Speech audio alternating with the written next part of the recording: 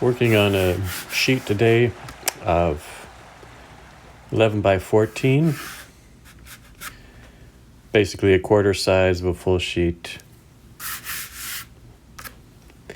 And at this stage, thinking about the composition, I've zoomed in on the photograph a little bit and am thinking about where to place the main elements. I think I'm going to form sort of a composition based on a cross about through here with my center of interest, or this big tree that rises up over the river coming about here. Trees behind, a little slope back here, bigger slope over here, also comes down a bit. More trees up here. And reflections. A big part of our work today is the reflections. So we're leaving a little more room. As you can tell, we're leaving a little more room on the length of the water to show that.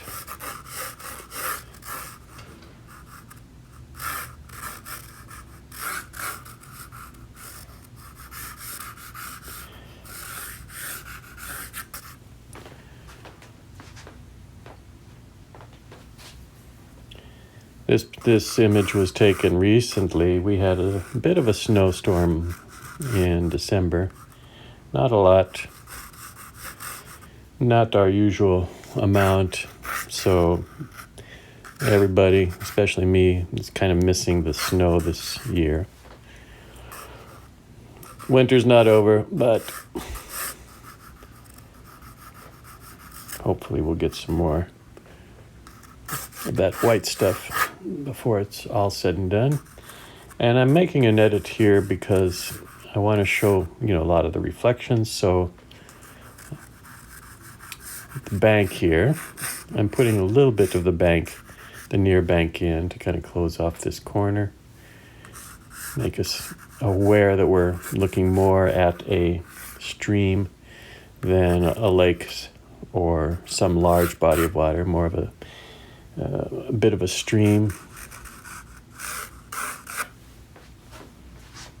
But I don't want to have a lot of that bank coming in. I want to see more of this reflection through here. All right, I'm feeling pretty good about the simple shapes, the big shapes of the bank, the distant trees, the way they come behind and rise up out of the picture here and there. Position of this tree that's growing right out of the bank and reflected in the water, dramatic point, and our thick snowbank where we can cast some shadows down the snowbank, alluding to that light that's low in the sky and giving us some shadow play on the snow and some interesting reflective light through here as well. I'm going to spend a little time to draw some of these branches a little more carefully because the way they come out of the snow is important. I mean, it's a nice detail, I feel. So I want to get that somewhat correctly. So I'll spend a little time to create the branches.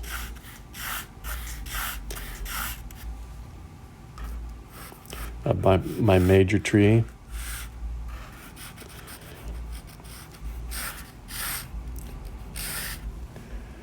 And I have a minor tree. I say minor just because of its position, but it's a large tree, and it gives us a chance to show some of the snow riding up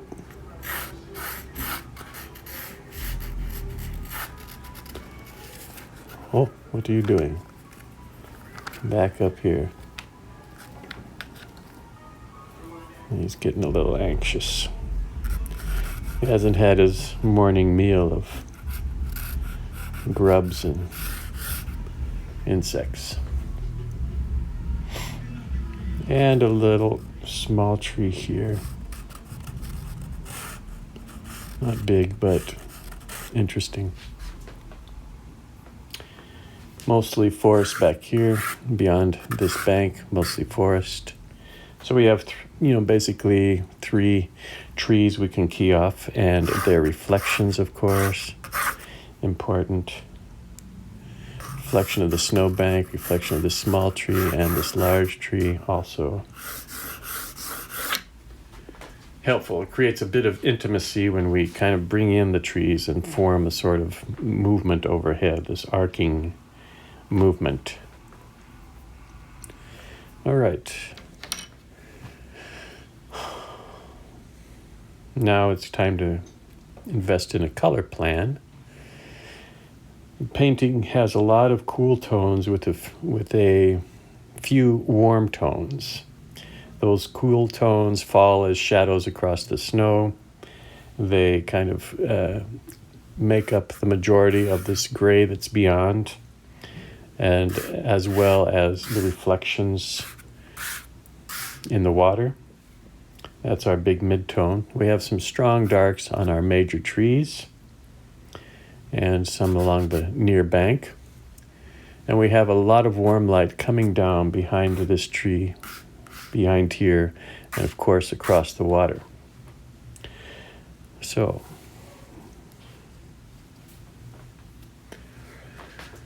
let's get started.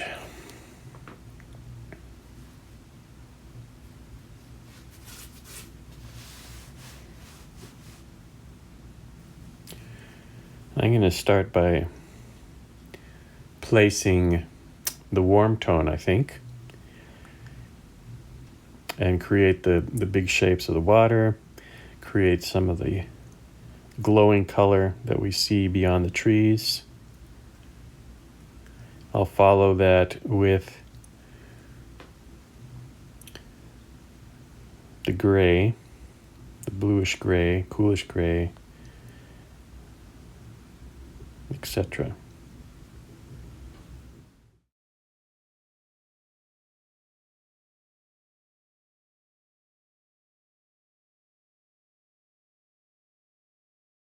Well, we've made some design decisions and placed our drawing on the paper. We've got some pretty clear lines that we can follow and give us some guidance for our washes. But at this stage, I like to consider the sequence. I think that's one of the challenges in watercolor, is to arrive at a sequence in your layering, in the application, that's going to give you a good result. And this can go a variety of ways. In this particular exercise, I want to explore some different ways of making edges.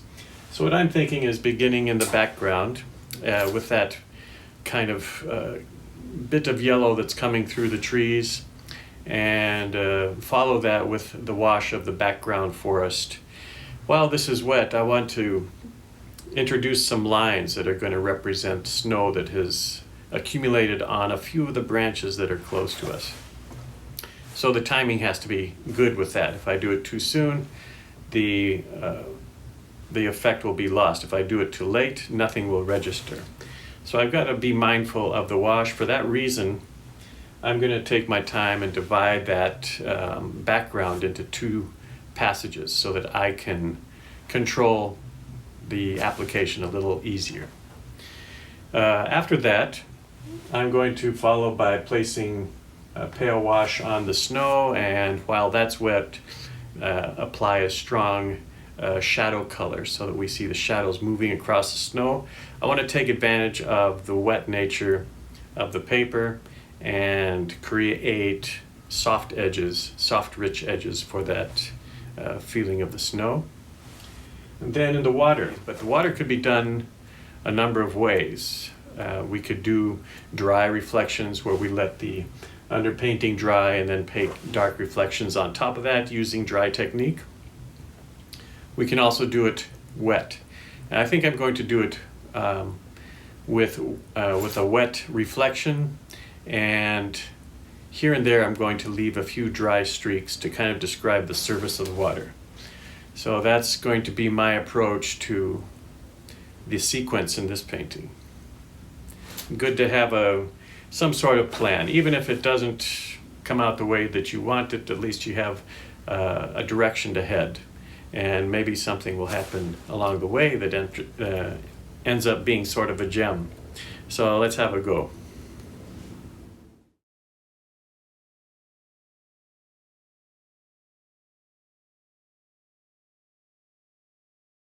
We have the drawing in front of us, and we're starting to think about how to go about the sequence of our watercolor. I would like to make areas smaller. I'd like to compartmentalize this painting so that I can manage it a little more easily. I'm going to start in the background, the sky, come right down to the snowbanks, and paint the foliage that's in the background in the first sequence. I'm going to break that down even further and work on the left-hand side first of the distant foliage, and the right-hand side second in the distant trees anyway. And I'm starting everything off by painting the sort of color that I want in the sky, a sort of pervasive yellow. I found that the quinacridone gold gives a little bit of kind of coolness to the yellow. So I mix that with a little bit of yellow ochre, quinacridone gold, and it's pretty diluted. There's a lot of water with it. I'm going to paint the whole sky above the banks of snow. Then I'm going to switch brushes and start to build up that left-hand side. And in this way, I can manage the left side and then the right side. It's a lot easier to do it this way. You can tell I've left a little concentration of that gold towards the center. This is where I want the light to come flooding through, even a little bit of white so that we feel there's a little glare there.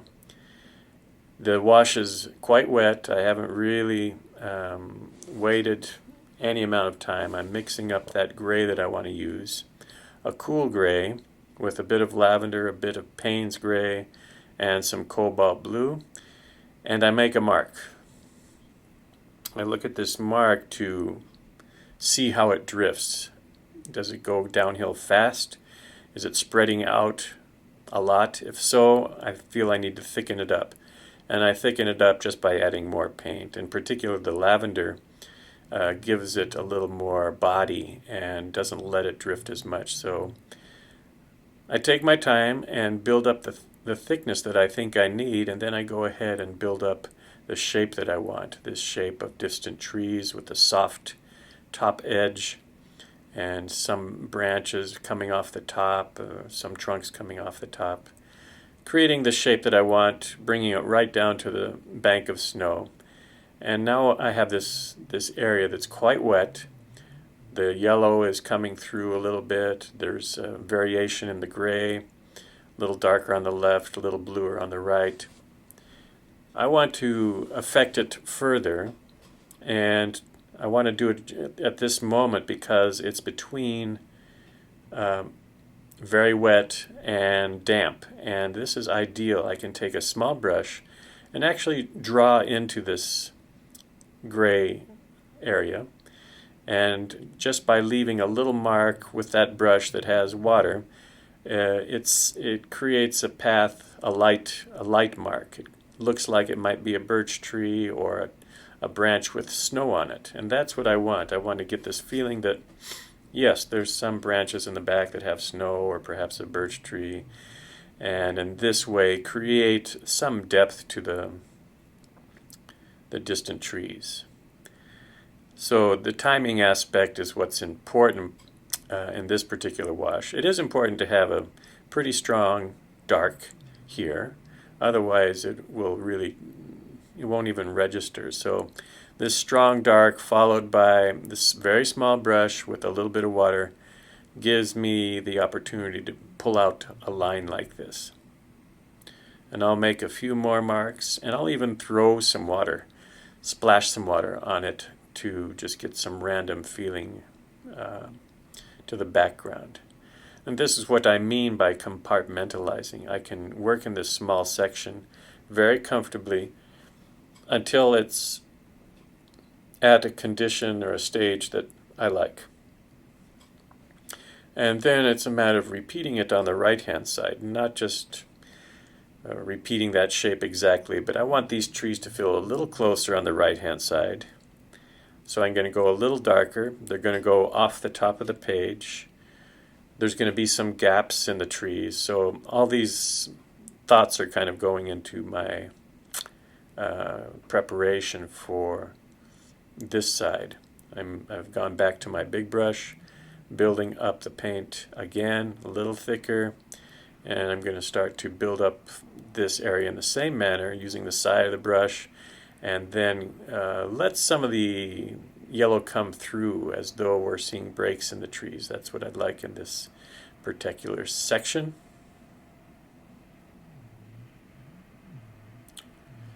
Very conscious of the edge, that hard edge on the bank of the snow. That's going to be an important edge later on in the painting, as light is going to travel down that edge.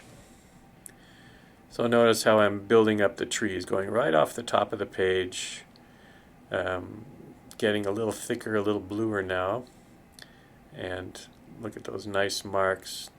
The color is spreading a little bit, but it's not going everywhere. It's actually leaving me some very attractive breaks in the wash. So we feel light is coming through. And you can already tell it's a bit darker than the wash that preceded it on the left side.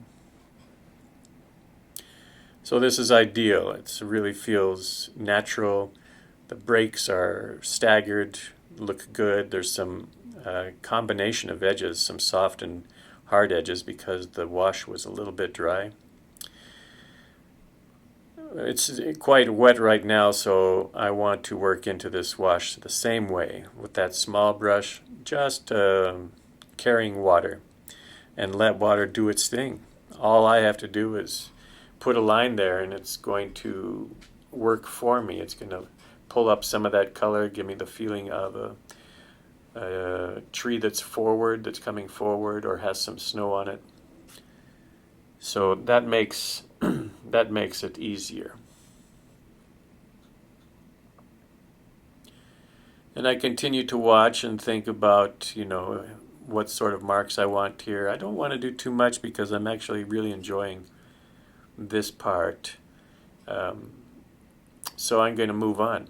And moving on means going to the bank of snow now.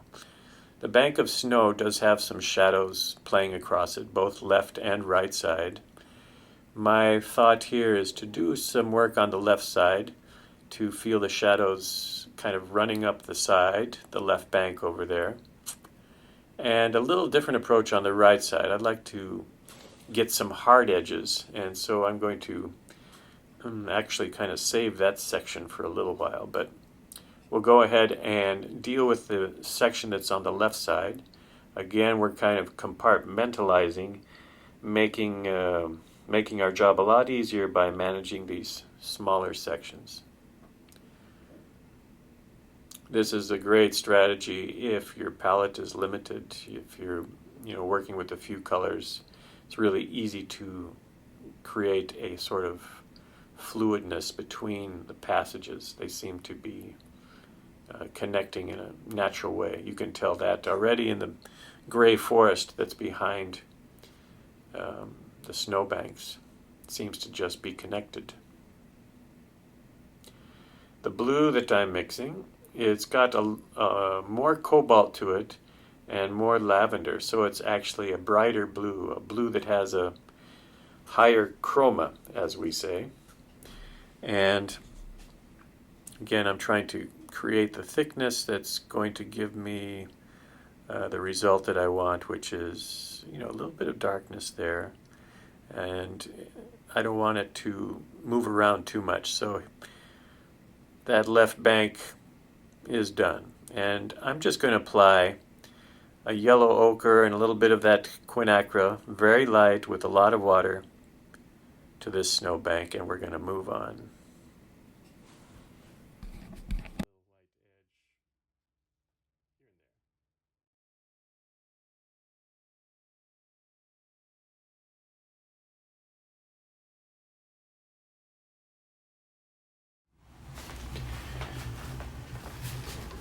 Yep, let's get started with a little just experiment. Taking some yellow ochre, a little bit of quinacridone gold here. It's kind of a leftover from another painting. And we'll just do a little light application.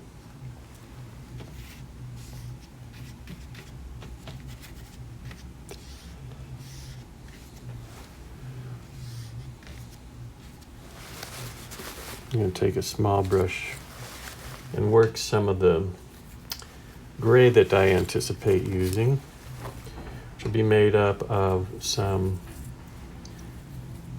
sepia, nice warm hue, some Payne's gray, nice cool hue, cool gray I should say, Payne's gray, a little sepia, a little lavender,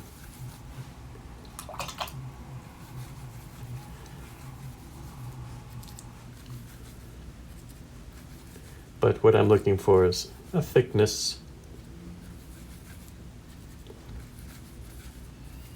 Something like that. And I'll take a small brush, just create some of the shapes of the forest. That distant forest that we see.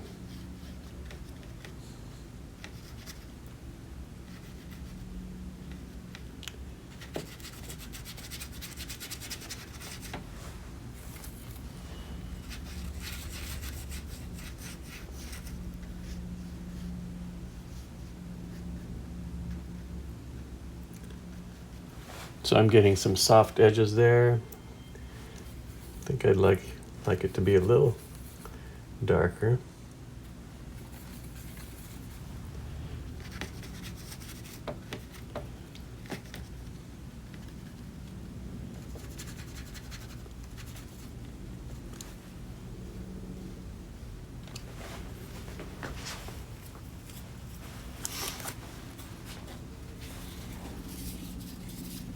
A little mini painting.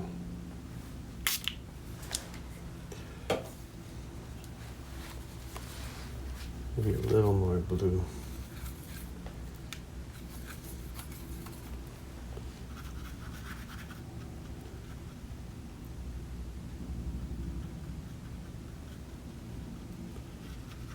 This one's a little further away, so we'll leave that kind of pale.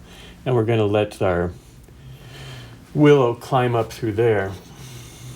So I get a little feedback by doing this and see how the colors are going to result and the sort of edges that result from doing it wet on wet. Pleased with that. What I'd like to see too is if I can, draw into that when it reaches a drier state. What I'll do, this may be a bit early, premature, but I'll just take my small brush, put some water in there, and for example, make a line into that and see if it budges, see if it moves too much. It's cutting away a little bit. But here.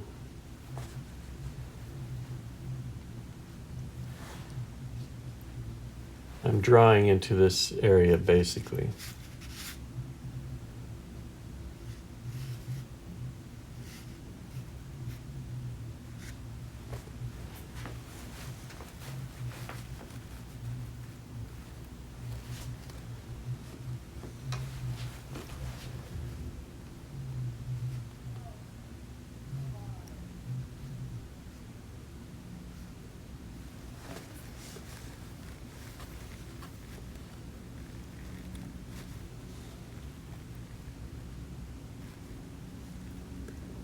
works a little bit. You can see it's lifting some lines out of that area. So I think it's got to be a little bluer, a little more blue color. And that means I'll adjust the color when it comes to placing the background. And I think I've got to do it by section. So I'm going to start back here with this section. Start in the sky, come down to a place where we meet the snow, the sloping snow. And while this corner is wet, I'm going to add the forest here, and I'm going to try to add a few lines, pull out a few lines there.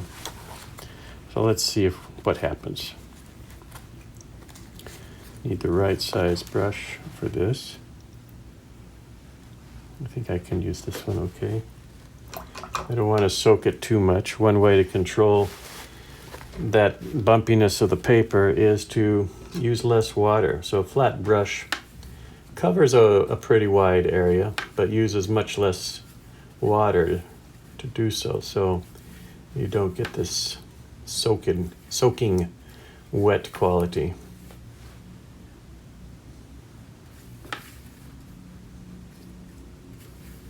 There we go. Just want a little warmth there. I don't want a bright yellow. In fact, I want more a pale, cold yellow. That's something that the quinacridone, I've noticed, kind of imparts as a sort of cold yellow. I'm going to need a bigger brush, I can tell. This is pretty big. So I think I will end up using a mop for that.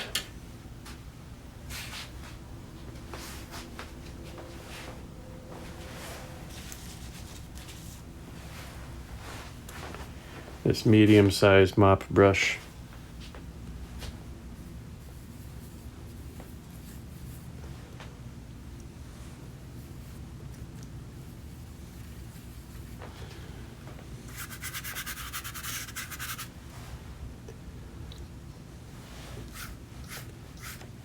All the way across.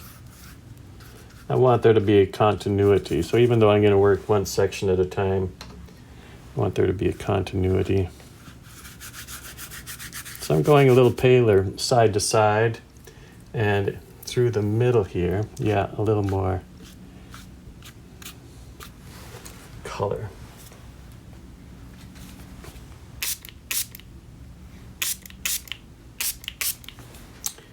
Now, I'm going to focus on this side and start with a small brush to build up that area.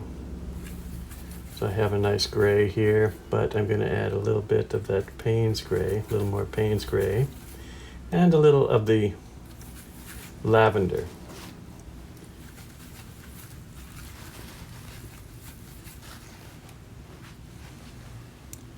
And make a mark and see how it moves. There's a lot of liquid with that.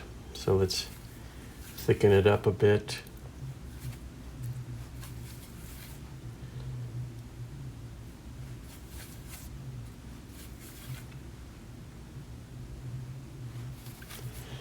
And okay, we're going to cover this.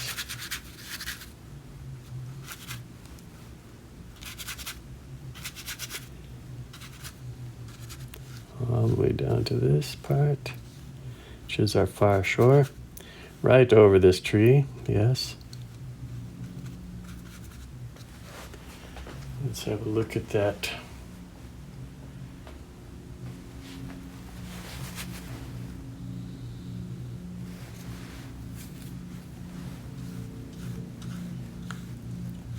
I think that looks pretty good. We can even carry up some branches here.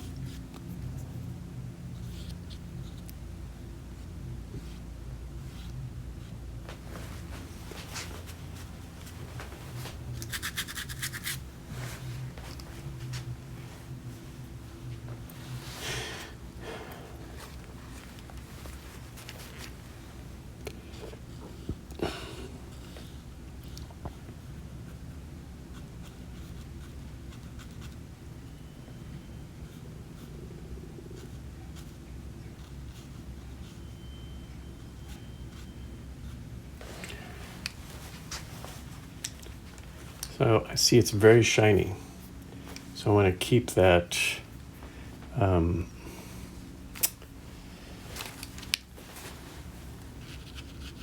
feather this a little more. I want to wait until that shininess just starts to move away a little bit. And I'll go just a little darker through here.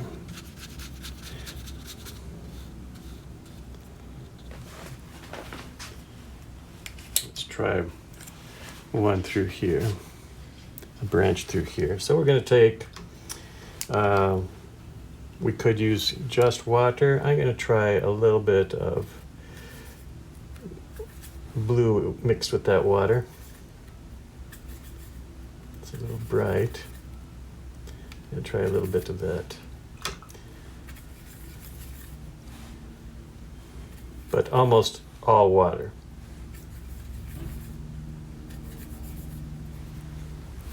And let's try, we have a branch through here.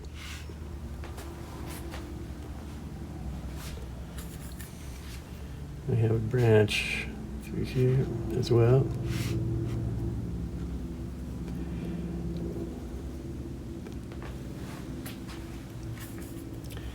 Some random branches.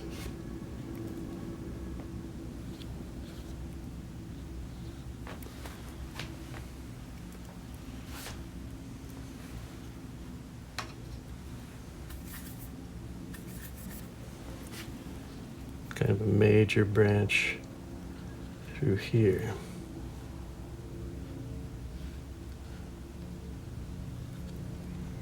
Small brush.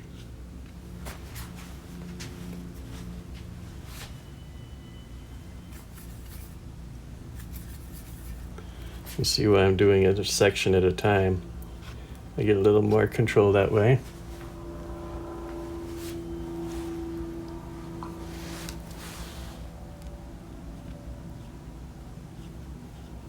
And a little water through here. Okay, that is good enough. And I'm going to do just some little squiggles back here. More trees.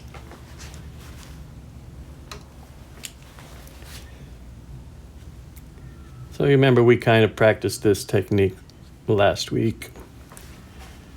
And for good measure, let's just flick some water at it. And then we move on to the next section. Let's go over here now. Same idea. This is dried. So I'm going to put a little spray here, and then I'm going to use that same gray over here. I want to get a relatively soft edge.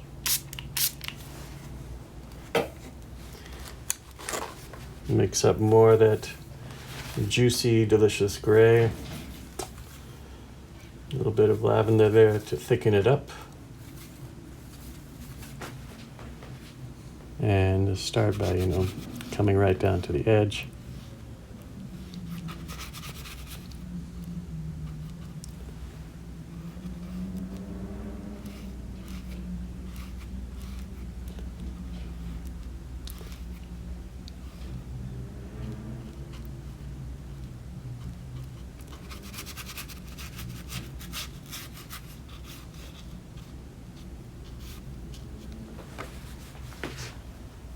Here I'm going to go right to the top of the painting with this gray. But I'm going to leave some gaps here and there.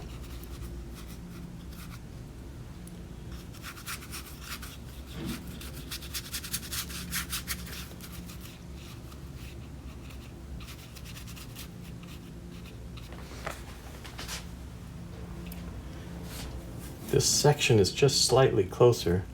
I'm going to add just a touch of extra color here.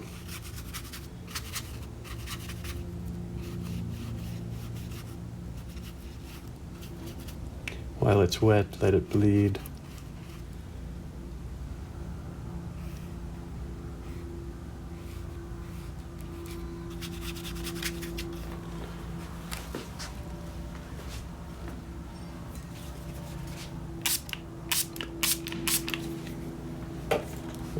too much through here.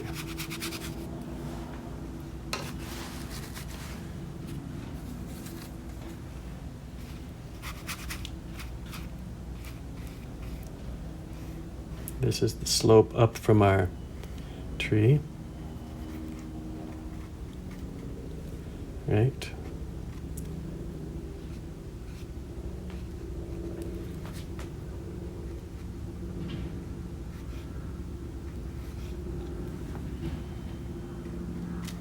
Right down to the tree, right down to the edge of the snow. Nice sharp edge.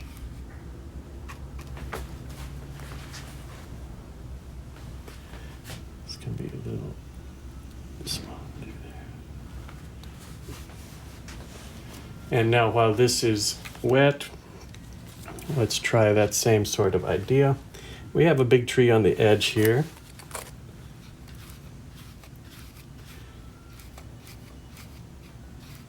I'm going to bring that down a little bit. Shape the root so it looks like snow is climbing up. Smaller tree here. We have another tree kind of through here, leaning up. I'm just going to bring that down the base of the tree a little bit. It's a little closer to us. The rest of the forest is pretty distant. So I can decide now where to put that little touch of,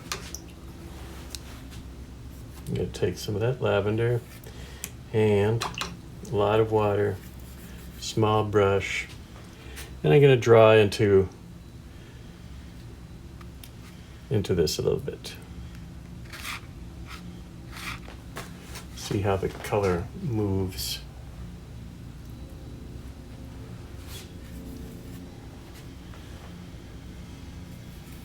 Basically what we're doing is creating an accidental.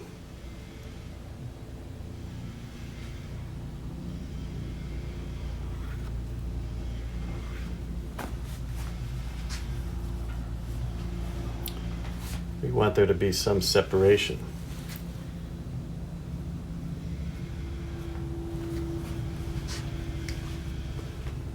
And then I'll take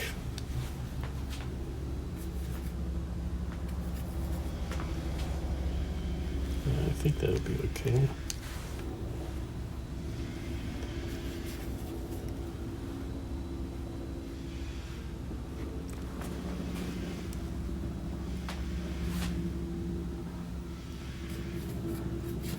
More tinted water, create some more skinny trees in the distance.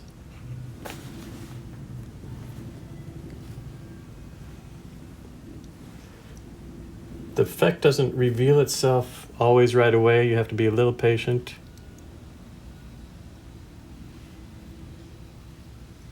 And I don't want to overdo it, certainly.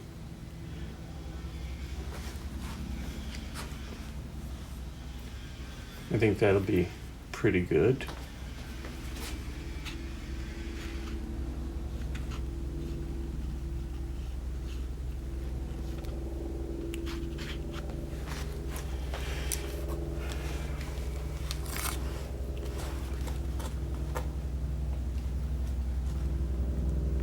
Now we're going to paint. And we can actually do a little more with this. So we can take all the moisture out of our brush and actually pick up a little line of color here and there.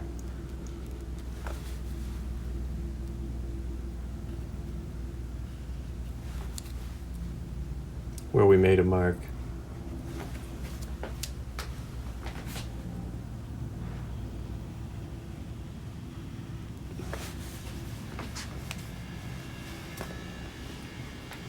Okay. Now we want to paint the shadows on the snow. Shadows on the snow, in this case, are riding down the slope because our light is kind of coming from the left side across here, also coming through here onto the reflection, but the shadows are being cast in this direction, if you notice. They're riding up the slope here a little bit. So we're going to start with a sort of yellow snow, very similar to what we have in the background here, and then place a little bit of a blue shadow across. Similar in tonality to what we have here, but I think just a little brighter blue. I'm gonna just flick something at this and get a little more of an interesting pattern. There we go. Sorry, guy, I got him wet. What I want to do now is kind of mix up that blue that I intend to use. I use this as a base, but I'm going to come into this cobalt and add a little bit of prettiness to it, while still keeping that dark, rich color. That's pretty enough. See, we have a nice gray there. So we're ready to start this, and we'll start on the left side, and then we'll come to the right side.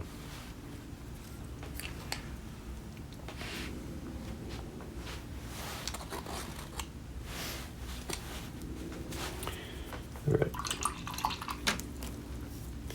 So I'm picking up some of this yellow.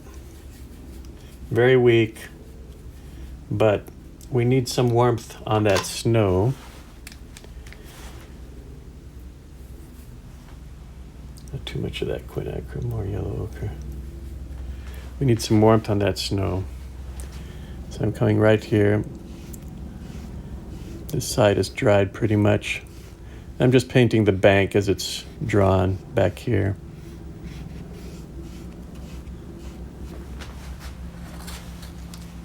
And what we're going to do with this blue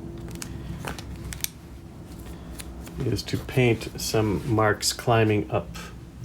This could be done after the snow is dried, or it can be done as we're doing it now with a wet application. I want a smaller brush for this. Pick up some of this pretty gray blue and just go up the hill. Let's see how that looks. It can be darker. It's faded quite a bit.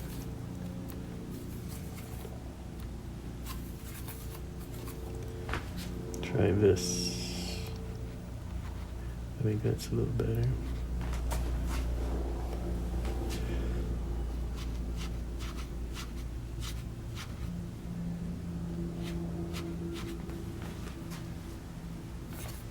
I'm going to go with most of that.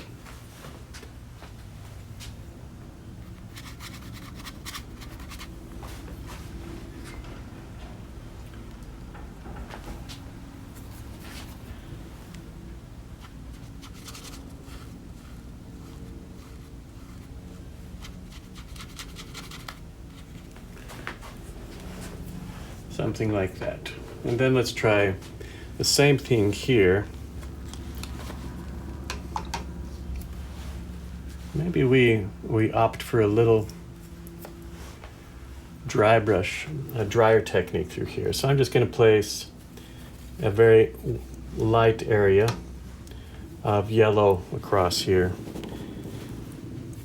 But I'm not going to add the blue at this time. I want to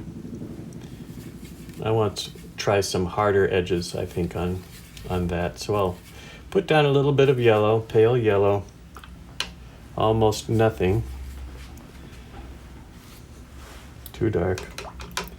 So I'm just going to add water here. I'm going to leave a little white on top of the ridge, just to give myself that bank.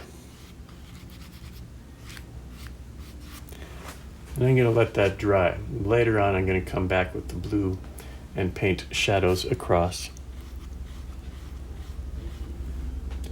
Here and there, I'll lose that edge a little bit.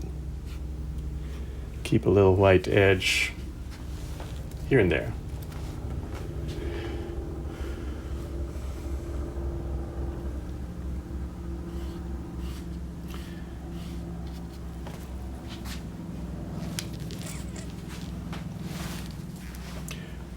Okay, so let's move. Now we think about the water. the dramatic water. We're going to be echoing this path of light through here. We're going to be building up some beautiful shapes of reflections, top to bottom. Okay. So we need to start. I'm going to go, I'm just going to put a, let's see here.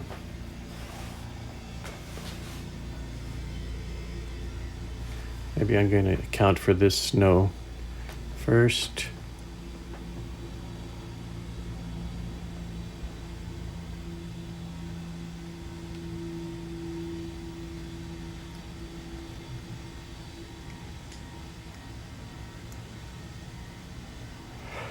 Account for that snow first.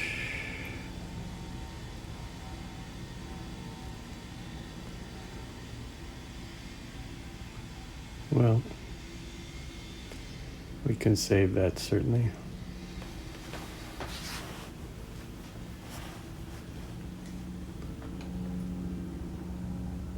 Dry technique above.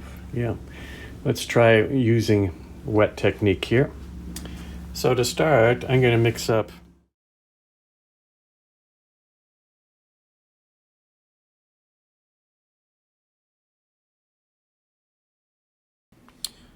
all right. Well, this is dried off a little bit, and just working in the, I'm planning to work in the section of water. This is one of the areas that made me a little nervous because of the size. It's a big area. Do I want to do it all at once? No, I'm going to compartmentalize this too, but I am starting with this yellow wash to precede everything. Building it up, building it up, building it up, avoiding the snowbanks, making the paper very wet. There's a few holidays or whites that I'm leaving. They just happen and I don't mind it. And now look at how shiny the area is. It's just right for adding wet into wet reflections. And I'm mixing up a thick color here, similar gray, a little darker, I'm sorry, a little lighter, more lavender, a little bit of cobalt blue, but primarily Payne's gray. And I'm going to start in just under the snowbank and start to build up the reflections. And one of the working thoughts that I have in doing this area is vertical. So the reflections tend to appear in a kind of calm body of water as being vertical, coming straight down towards us. I am leaving a few little highlights here and there that are horizontal, that help describe the surface. However, my primary thought is vertical. And I'm anxious to get the area covered so that I can start to manipulate it. So I'm going to be using the side of the brush, building up that feeling of the forest reflecting into the water. And where it's coming close to the tree, I need to leave a little space there so that we get the feeling that the light is coming through that tree and also reflecting on the water. So I'm going to be working to the right of that reflection for the most part until I get everything placed and I get the tonality that I want.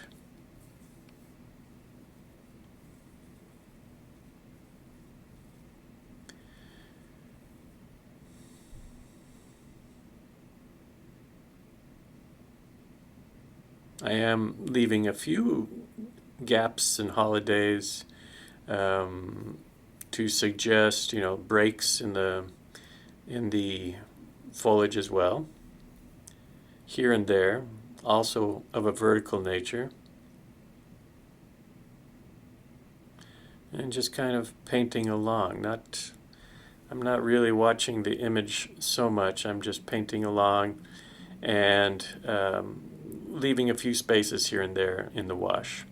So now we've got the area covered. It's time to paint this bank that's very close to us. And the snow is really attractive in this area. It's kind of like frosting on a cake. It's climbing over the edge, a very dark, muddy edge to the river. And that edge is reflected in the water too. So it's a really beautiful passage and a very useful passage because it provides an opportunity for us to introduce some strong wet into wet darks. We're going to play with that a little bit in other places, especially along the shore where the snow comes down to meet the water. We're going to show a little bit of that earth coming through. Working primarily with Payne's gray and cobalt blue and lavender, and building up that shape on the right hand side and some vertical reflections. Now we're ready to do the same thing on the left bank, and I'm just starting by adding a little bit of water to the area because it's dried up quite a bit. I took so much time to build up the right area that the left area has dried a bit. So I'm just adding, with that flat brush, a little bit of water, and then I'm going to go about it the same way.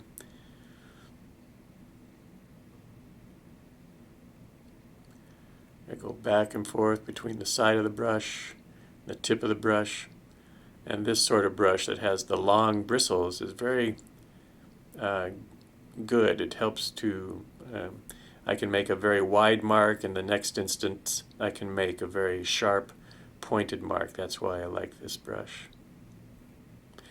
Unfortunately, it's been discontinued. So I'm trying out some suggestions that I've received from some fellow artists to see how they kind of if they work in the same manner, if they have the same characteristics that I'm enjoying with these brushes. They'll be different for sure, but maybe they'll be better. Well, you see the effort I'm making to keep that gap. And I'm throwing a few dark strokes into there because we're going to, and I'm also starting to just barely indicate that distant tree, our focal point. It's dried up above, and so I can come in with this smaller brush and some dry dark color and start to create the foundation for the tree, perhaps place a few branches and reflect those branches in the water below.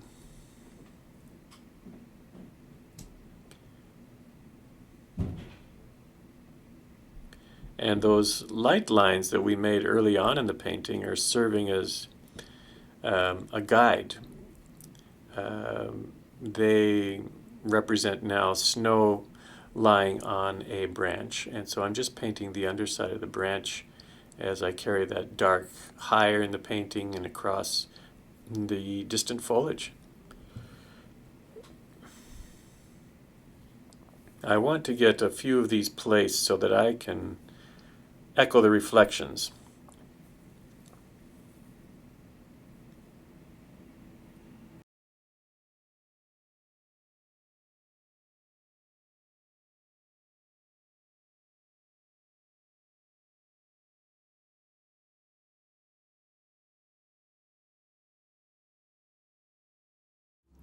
An ample amount of this gray.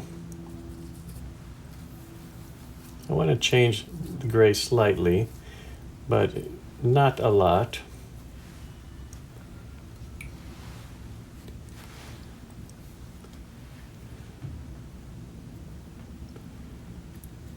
Here's my Payne's gray, which has that bluish hue to it. A lot of that. Here's my sepia. We'll keep them side by side.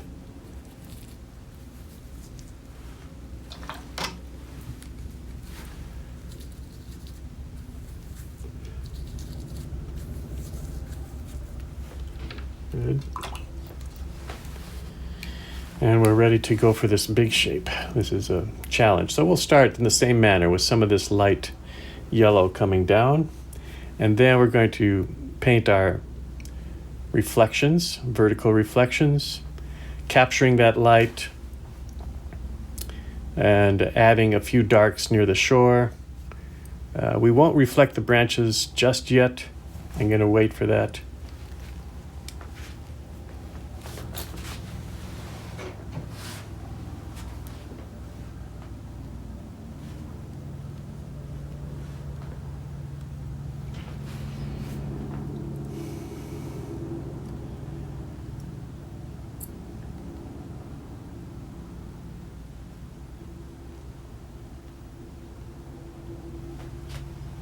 So I'm going to go a bit stronger with the yellow in the water. And this is a difficult passage because we need a little speed.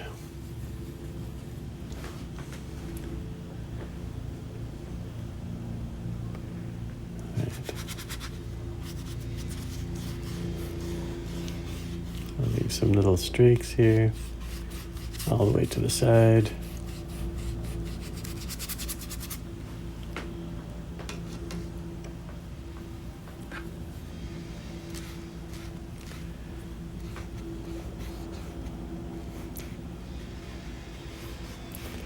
Leaving some whites, you can see, horizontal.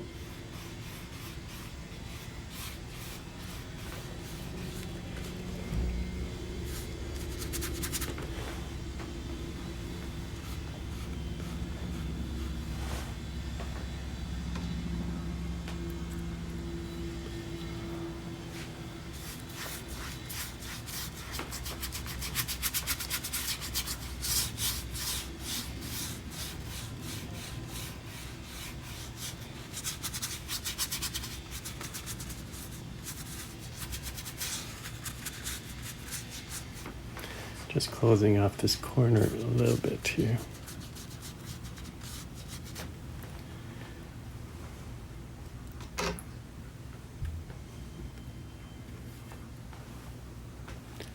And I'm going to introduce a little bit of this extra yellow. Keep it wet. And now I'm ready for the gray. I've got the spray bottle here to keep it workable so we get soft edges.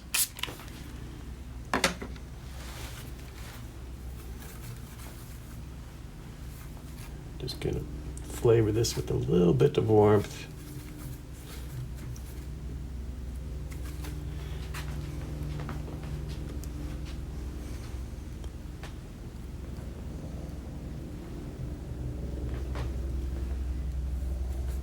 Start here.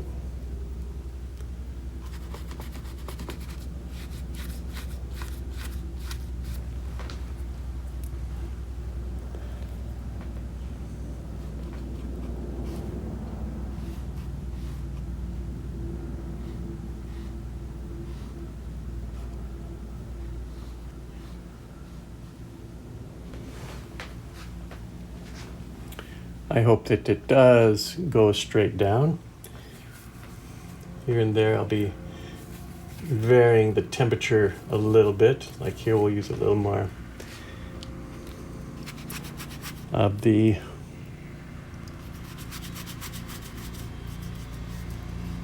Payne's gray.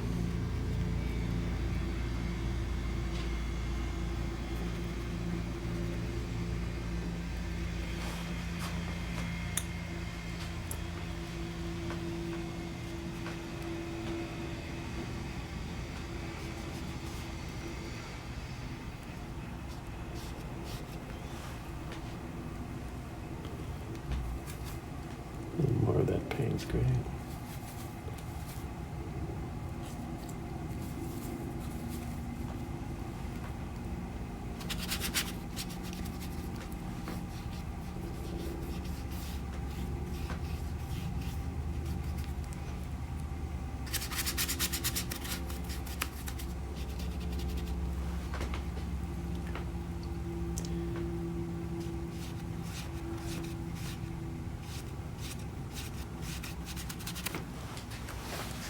starting to dry up a little bit.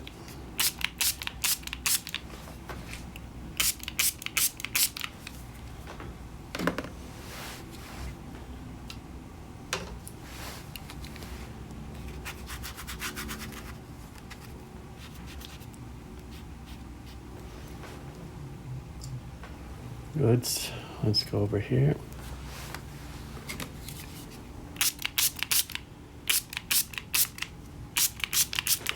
I want to introduce just a little bit of, oh, it's drying fast.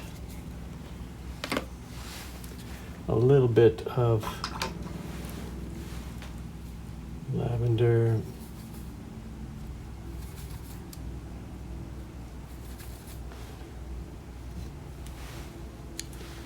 A lighter hue through the snow.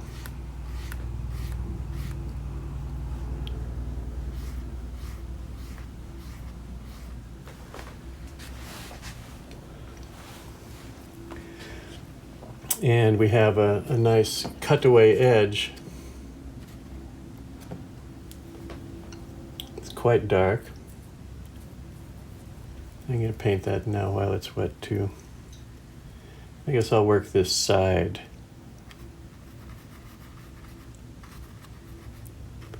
While it's wet. Worry about that side a little later.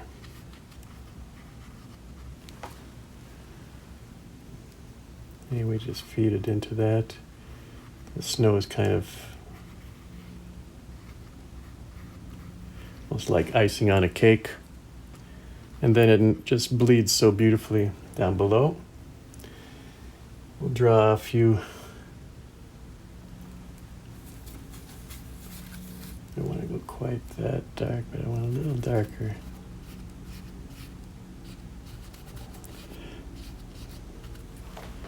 Here, doing this all wet in wet, so it's a challenging passage.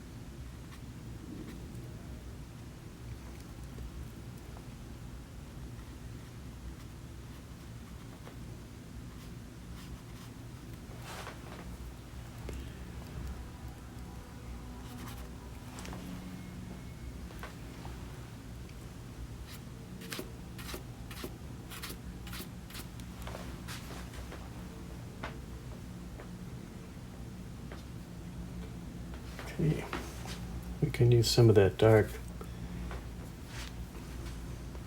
along the shoreline too. Just using the tip of this brush.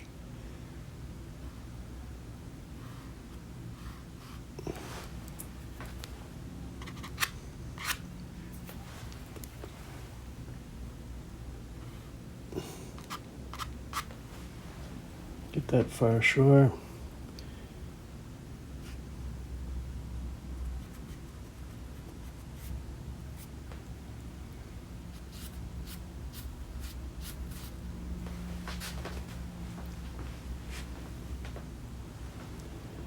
And just little echoes of the trees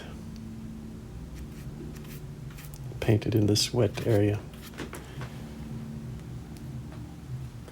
Looks good right now, but I'm worried that it's going to dry very pale. I'm going to switch to a little smaller brush.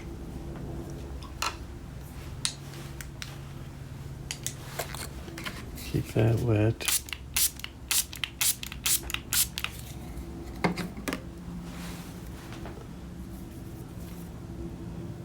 Payne's gray, lavender. This is a dark, but it's not my darkest dark, not yet.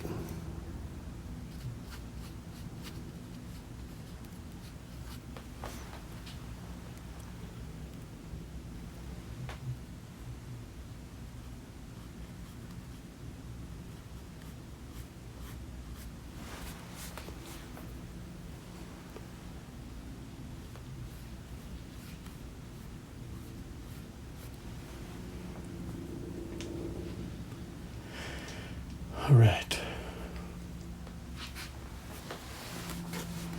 So far, I think we're doing okay. We're ready at least to start this left side, and we'll be able to measure it a little better once we have the left side in. So we've already got yellow in place there, so I want to soften up a little bit. So I'm taking just this flat brush with water, and we have a little brightness back here, so I'm coming up against that and just putting water here for the moment. Some gaps, yes, some gaps,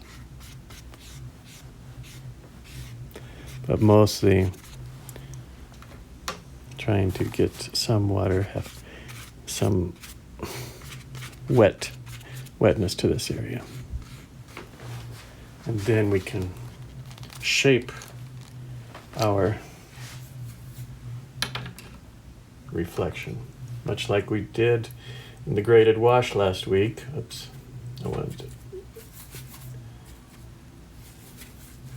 my Payne's gray, my sepia. We do have a little accents back here, and we do have a little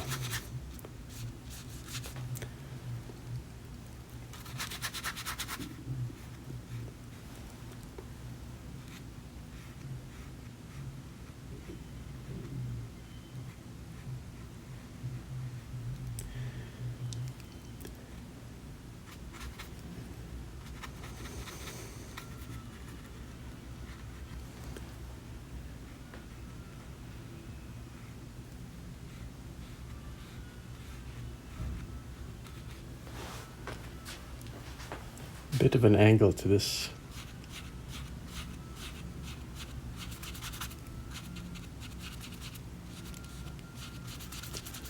All the way down to our snow here.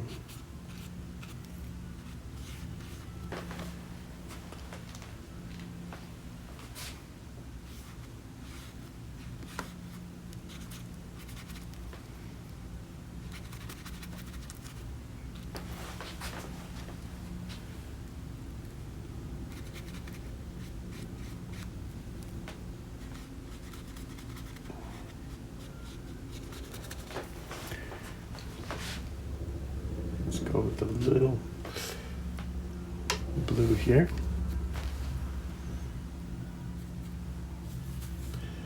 By blue, I mean Payne's gray.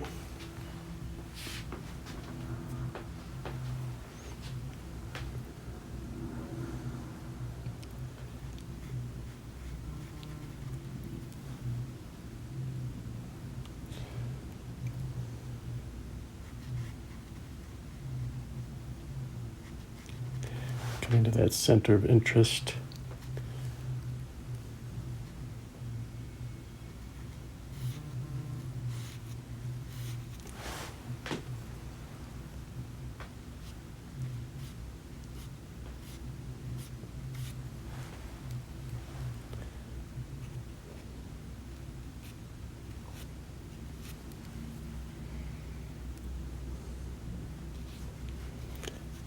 I have a branch that kind of goes out like this from my main tree.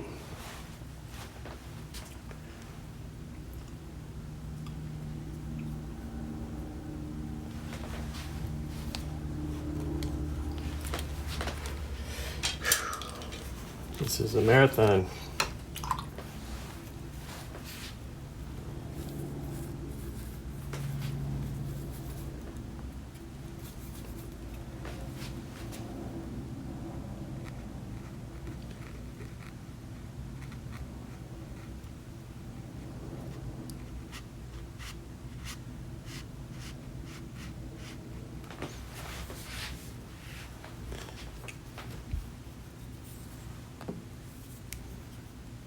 And I follow that little mark.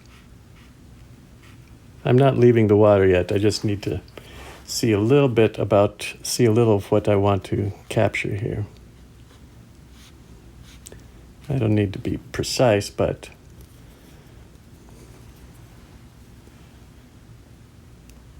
too precise.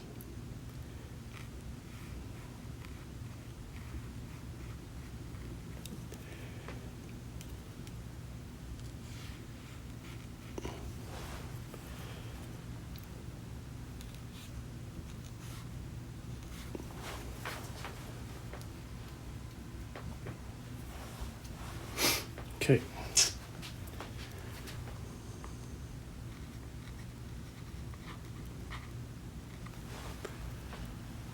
Let's draw in a couple more of these branches.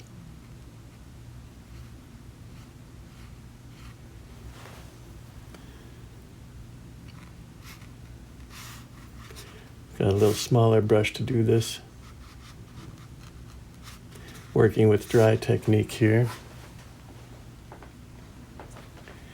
All this forest area has dried nicely.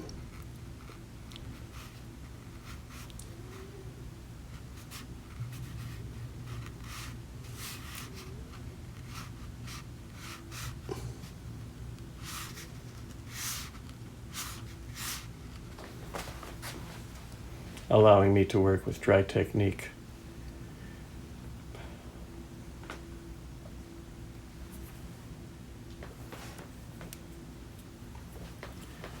Okay, let's just keep building this up. I'm using mostly Payne's Gray, very dry technique. Add a little bit of lavender here and there.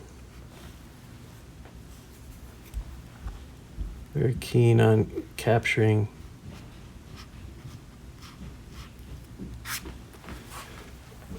some of these beautiful reflections.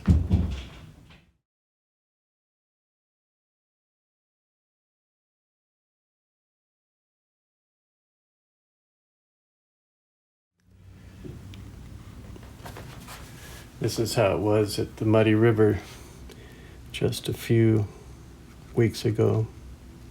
Now it's all melted.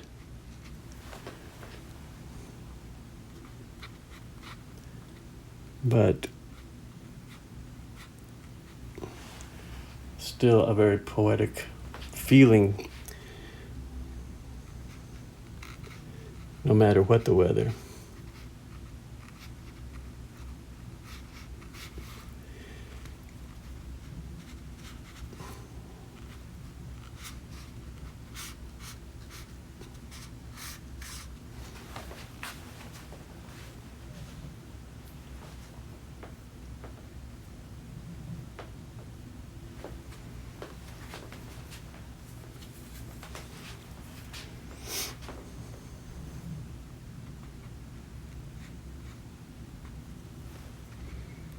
Some really beautiful little skinny branches back here. I feel tempted to keep them.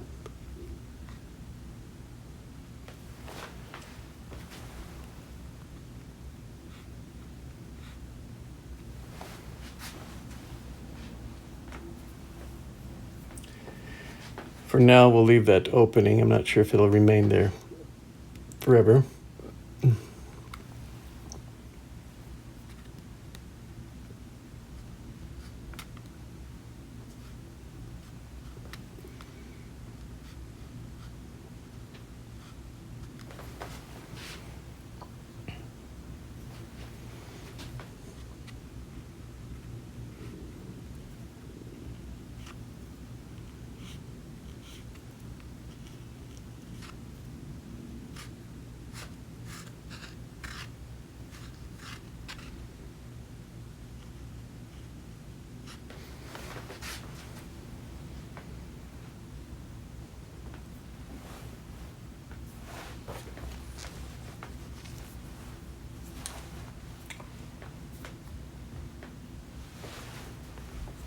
Okay, from this point, we're going to build out the darker main trees.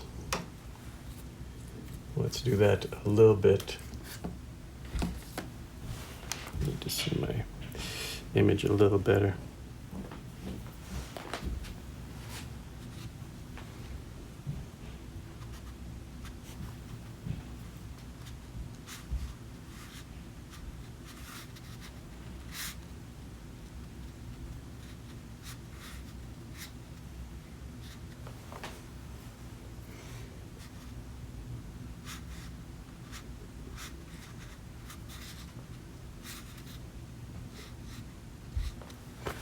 dry brush is probably good through there.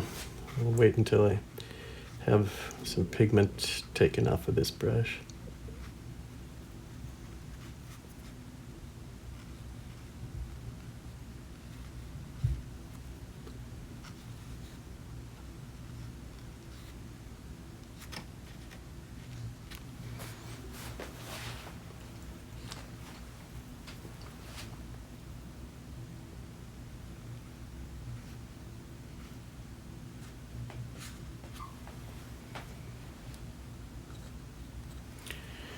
Okay. Can also add some back here. This is one tree, another main tree that we see. And this has the snow seems to have gathered on the right side of this tree. So we're going to show that.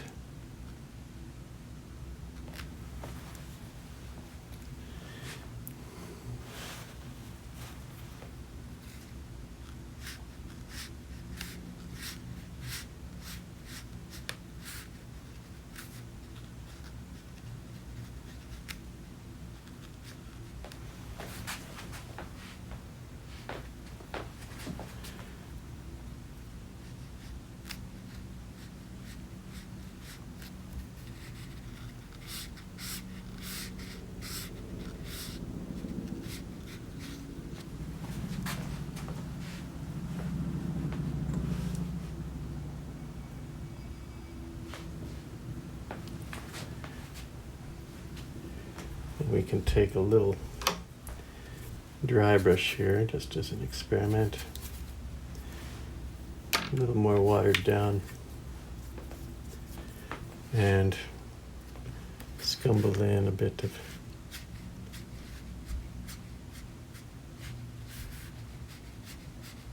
passages back here.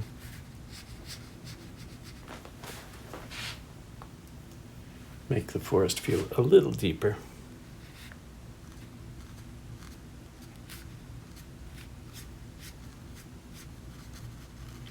But we do it very lightly, trying to control the modulation.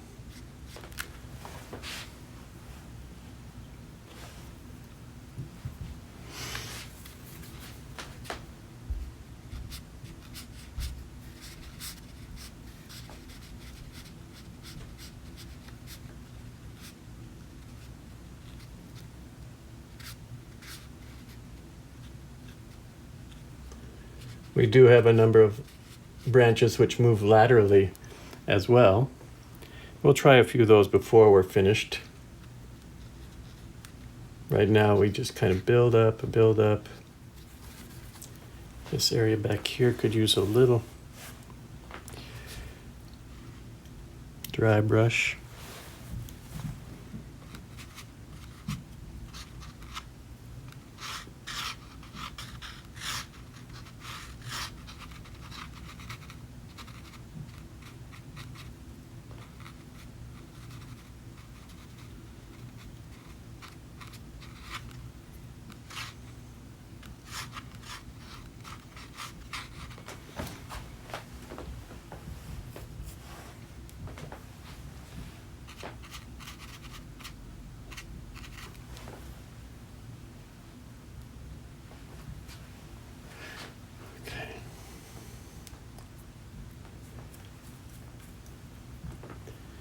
Now we continue creating our trees. A little bit of a painstaking part to account for all the branches. Maybe we don't have to count for all of them, do we? Just the major ones.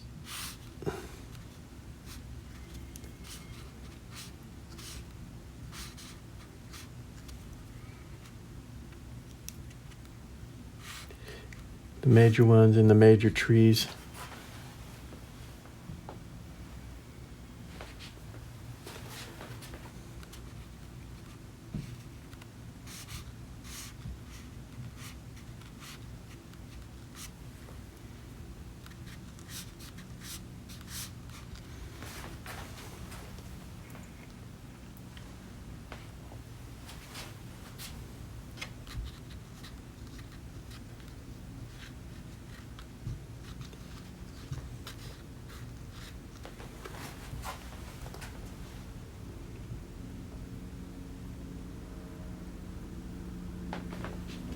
So you can't see it from your end, but I'm constantly stepping back and trying to evaluate, do I need more? Have I gone too far? What's necessary?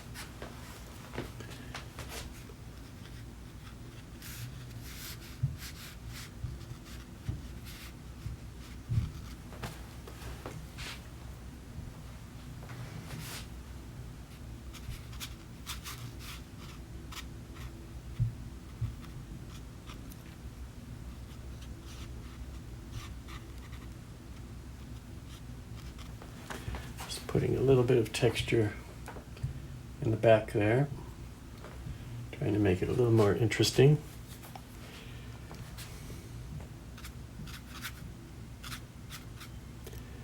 So at this point, I'm thinking more about patterns than individual trees. A few individual trees, yes, I want them to come forward. Those that we identified in the beginning, if you remember. For example, this tree coming down, we try to let the snow ride up in an interesting fashion.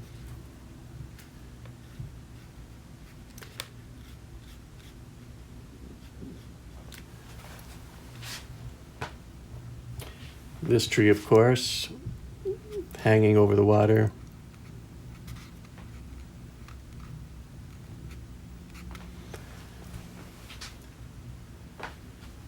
Tree on the periphery as well.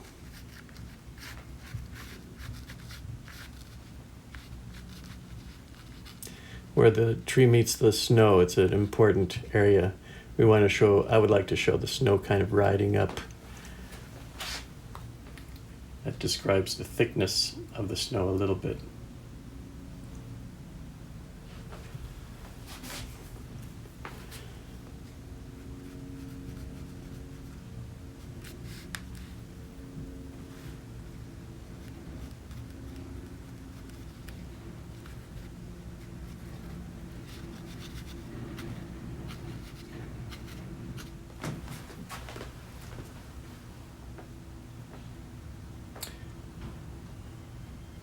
Let's carry, remember we are going to place some shadows, some hard-edged shadows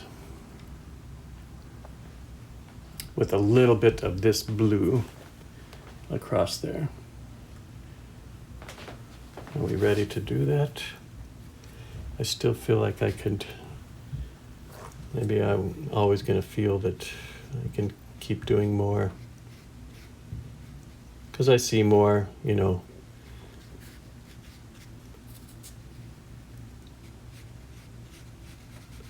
I see more in the subject, so naturally, I think more is better. Not so. Let's do the shadows. To prepare for that, we're going to mix up some of this blue again. The pretty blue. More of that cobalt that we used over here. It's got to be rather thick, rather dark, and a little bit pretty. Something like that. Then we start with I'm just going to put a little water on this, not everywhere. I'm not going to wet the whole snowbank, but where there's a sort of ridge, I'm going to put a little water there. A little water across the face here. that's about it. The rest is going to be calligraphy. Let's add some of that blue.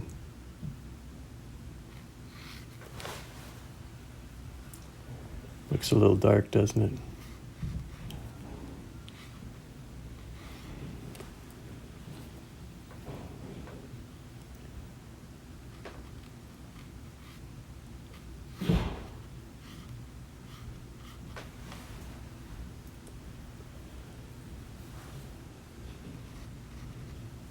I think it's going to be all right.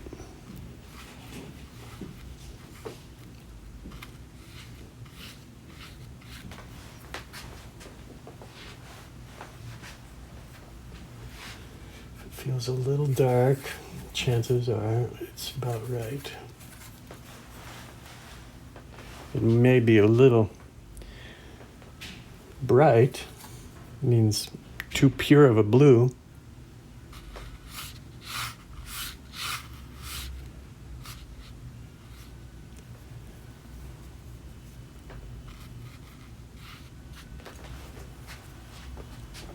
I think it's going to be okay.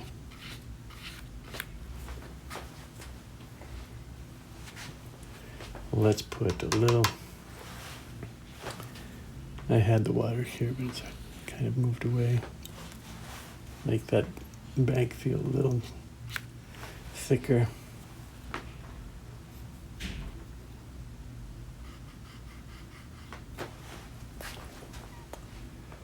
And maybe in this corner as well.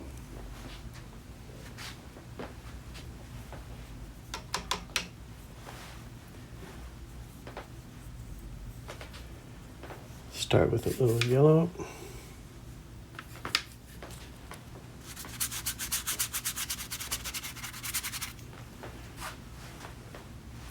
And then add that blue.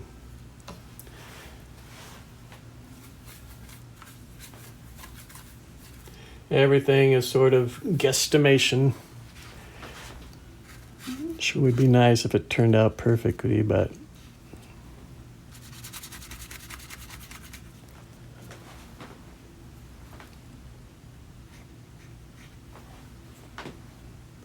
yeah.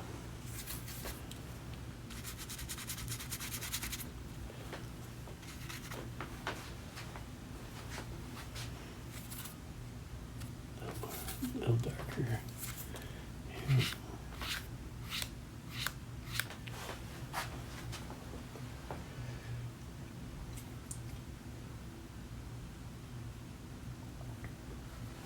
And I'm going to work some of this darker color into it while it's still wet.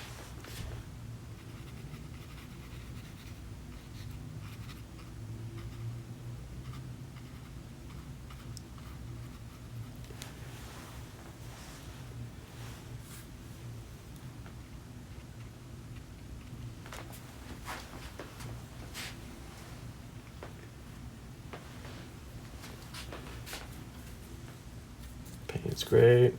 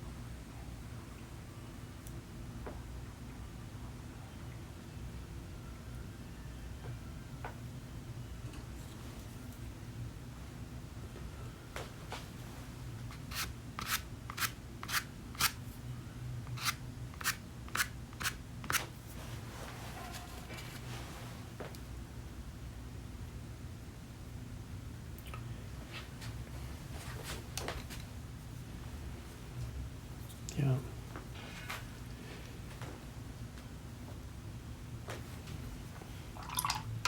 Let's put some of our feathered friends in.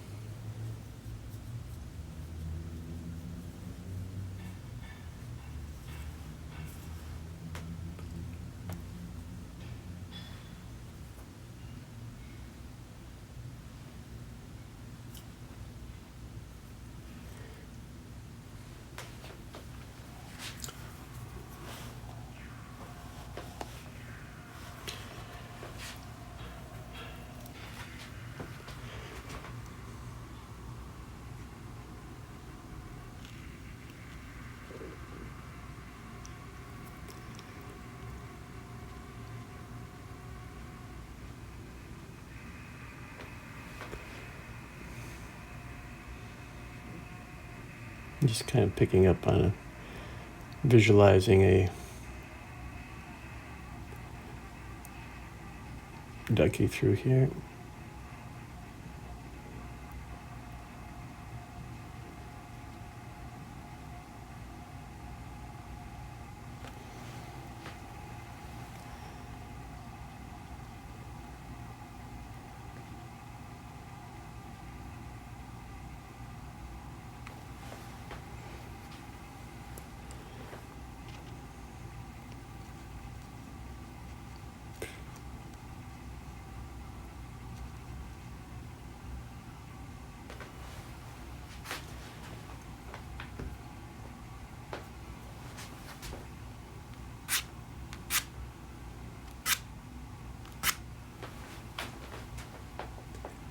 I'll decide how much to make of them as this painting dries.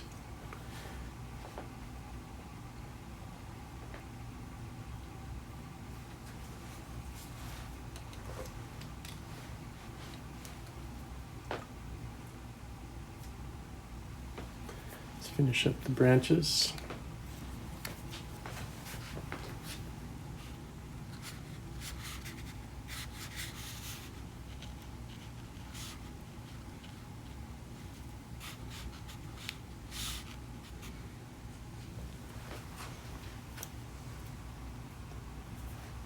That wasn't a good one. Time to switch to a smaller brush, I think.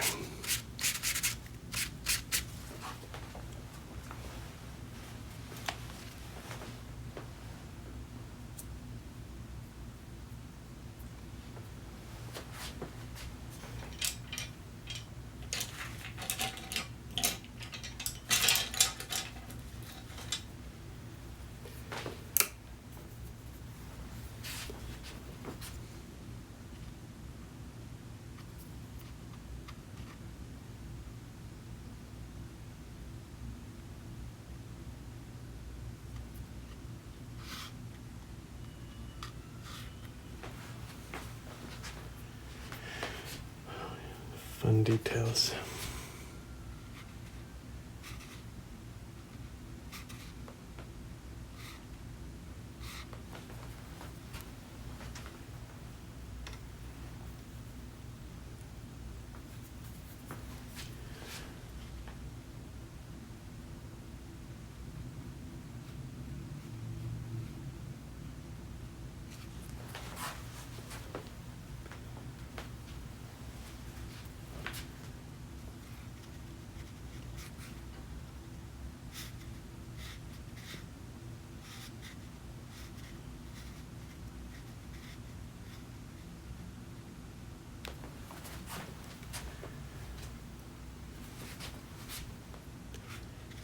I've always enjoyed painting trees, and I never really as satisfied as I'd like to be. Of course, that's true with most natural things, is we're not going to be satisfied because the object we're painting is just that much better.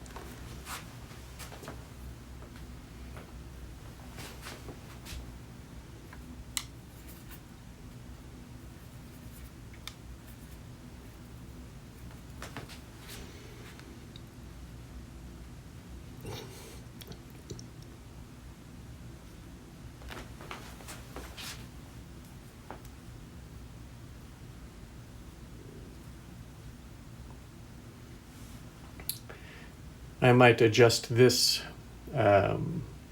the water a little bit on the right side and left side before we're done.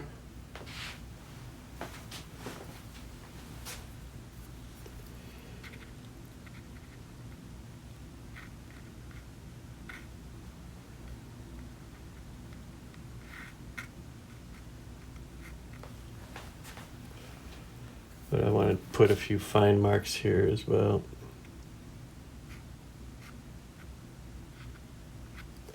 Before doing that.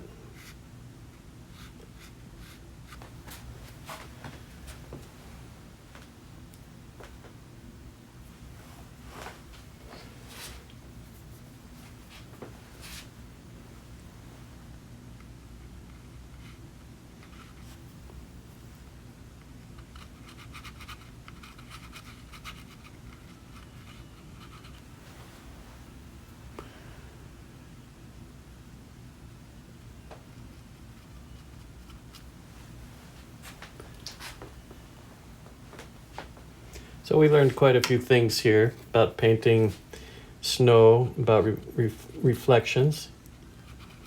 It's not the end of the story for sure, but spring is still a ways off, so we have plenty of time.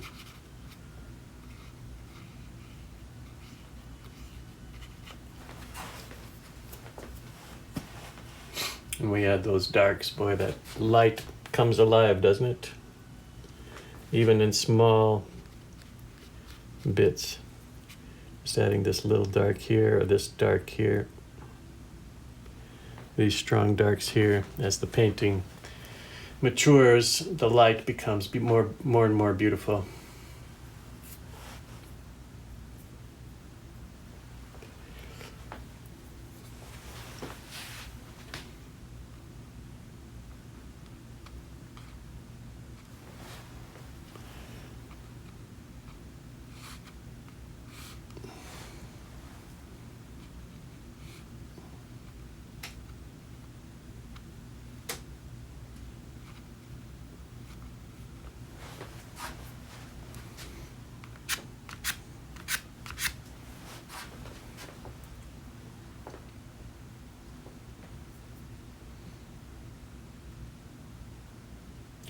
It would have been an easy mistake to put this too much in the center, and then like everything is leading right to that. It's too much, too well organized. A little bit of offsetting creates that imbalance. We balance it with what we're doing over here.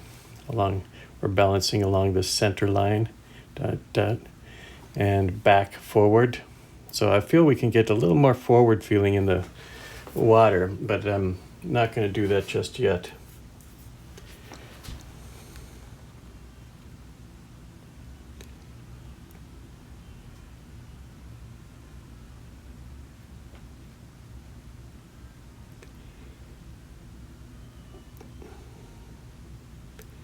Leave some lights there.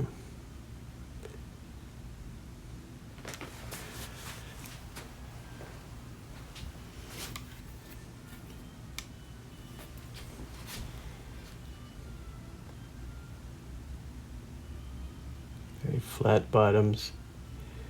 Think of them as a boat.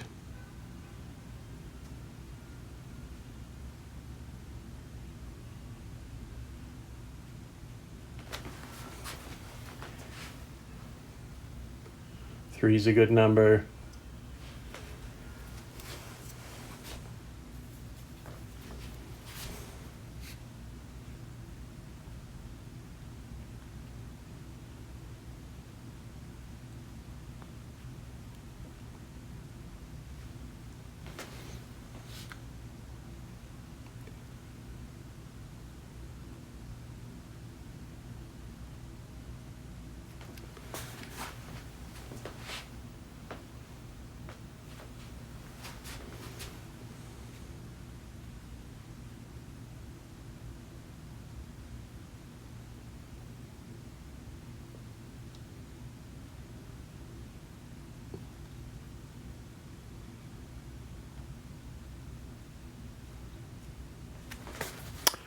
It's a little big. All right.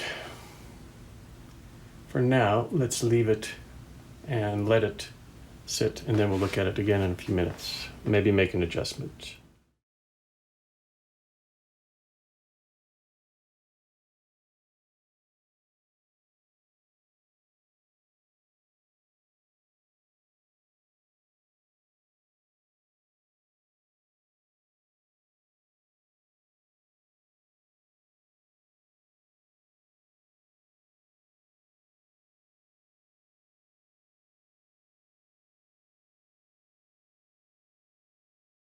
What I want to do now is just a little exercise. Let's call it a drill, because we're going to be taking what we've learned from this experience that we've just had, painting this larger version of the shadows on the snow, the reflections in the water, winter scene on the muddy river.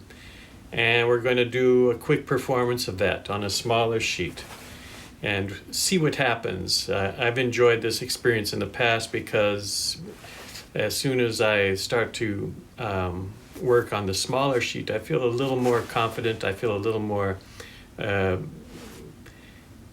likely to work with spontaneous brushwork and let things happen. Sometimes we get a very magical result. Let's see what happens. Okay, so I've made those simple lines, and I know what I'm going to use for the colors. Same sort of mix. Can work with a little smaller brush in this stage.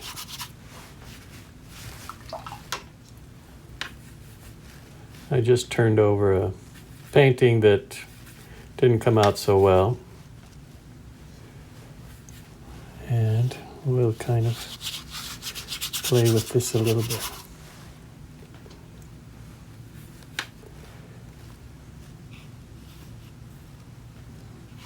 I do glance over at my finished piece over there to get some ideas.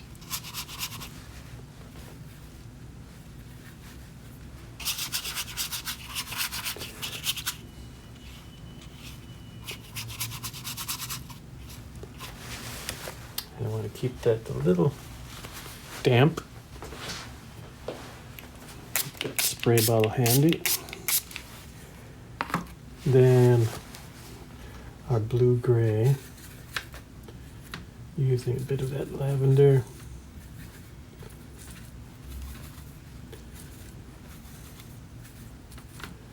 Remember, I want to keep it light behind my main subject. Let's make a mark and see what it looks like. That's about right. Anyway, we're building up some trees back here.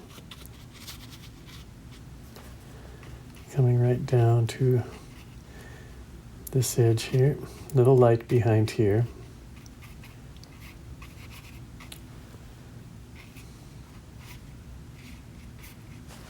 And we can quickly work on the left-hand side.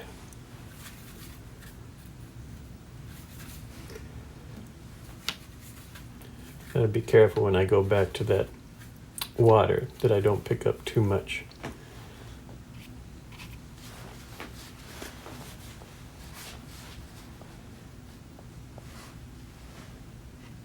Okay.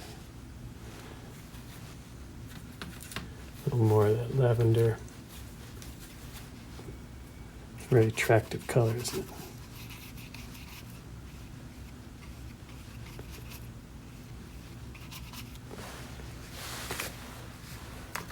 Keep that break in the light.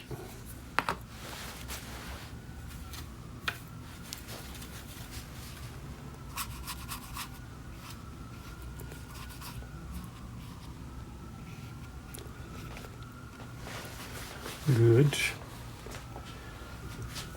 I'm going to throw a little paint on this, just to make it interesting.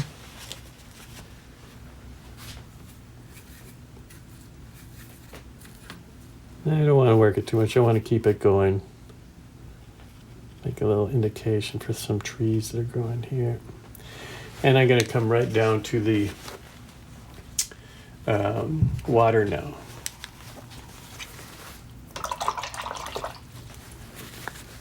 Pick pick up of this stuff. We don't need that.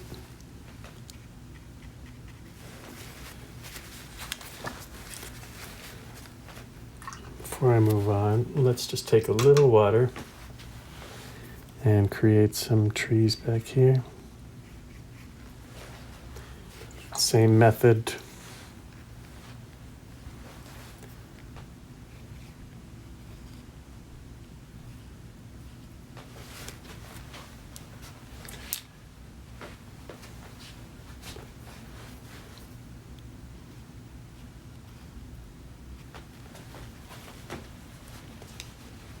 And a little bit of dots. And let's go ahead and work below. We're going to have quite a big area here, aren't we? Go ahead and start that off with that warm hue. Why not?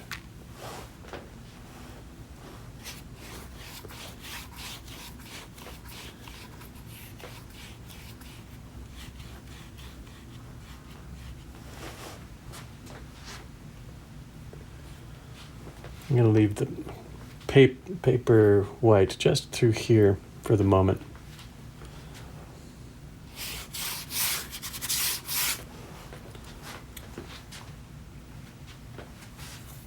Oops.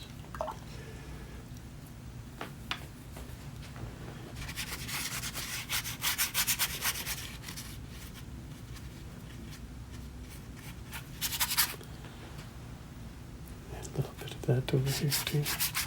Some of that sunlight coming through. Quinacridone gold.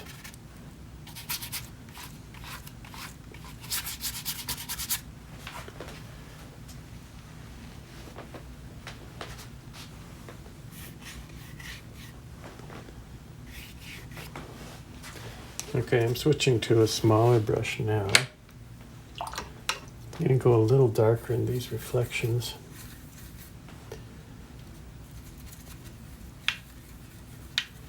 Payne's gray, thick Payne's gray, a little bit of the lavender to make it a little bluer, a little thicker. Let's see what this looks like here. We have a nice area to test it out. There's this sort of ridge in the snow that's nearby.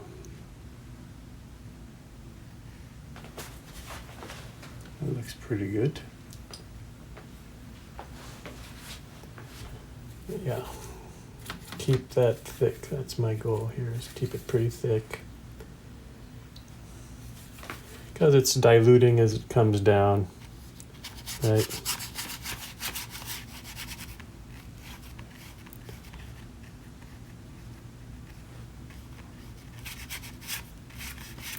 Some breaks.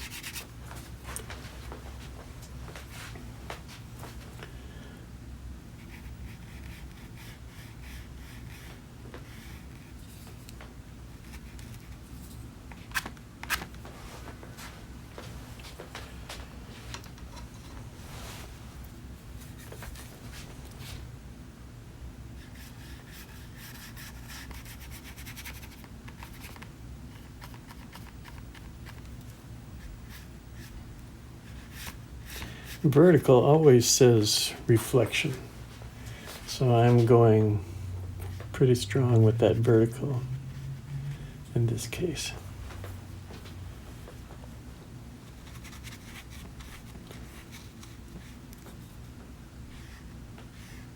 I'll move over here.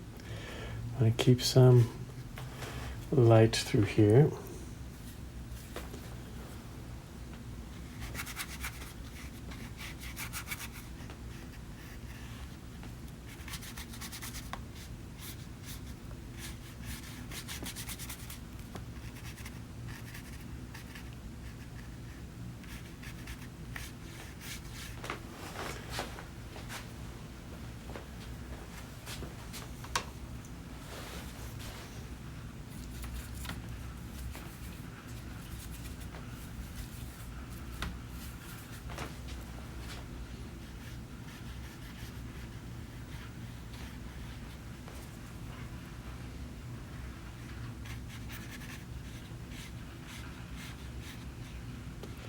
right up to this snowbank.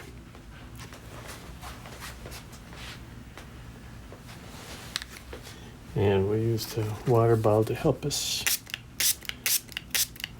keep it nice and soft through here.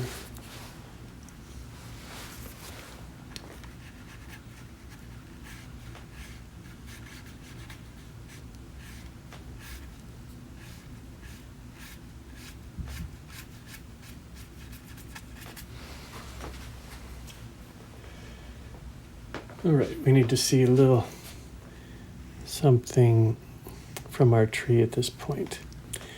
And it's pretty dry there. I'm taking some of the same combination. Payne's Gray, a little bit of lavender. And I'm going to start to create that strong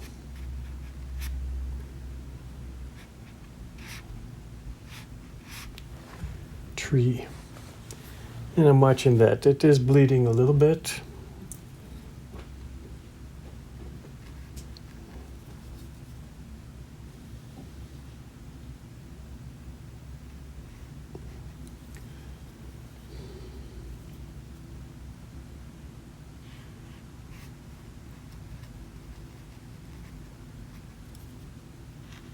Try to keep it painterly.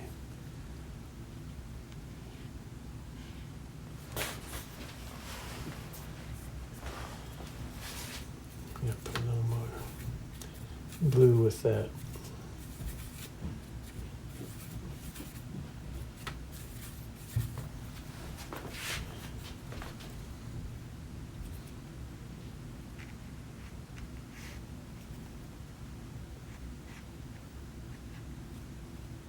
This is kind of my focal point.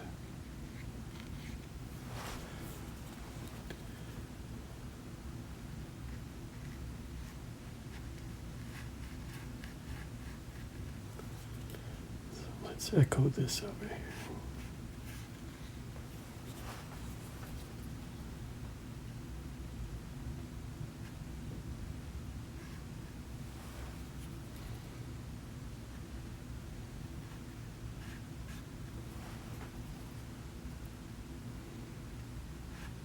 Working into a wet area, so the color's going to spread out a little bit, but this is really good practice for us to, having already done a painting, we're a little more free.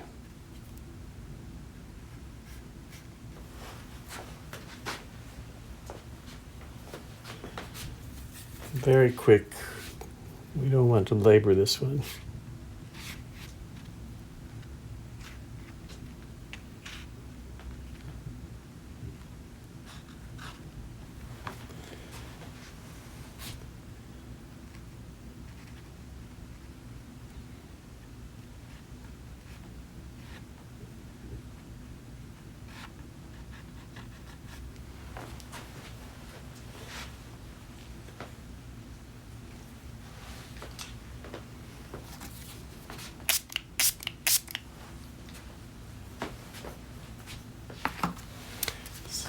Developing a slightly different atmosphere, isn't it? I think we should go with it. We always have a choice to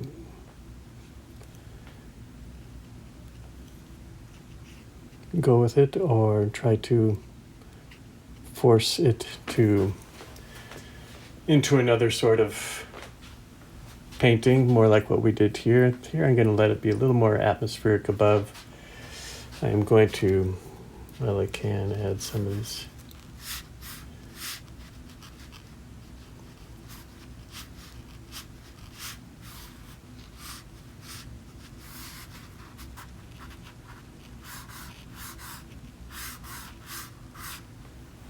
Trees here as well.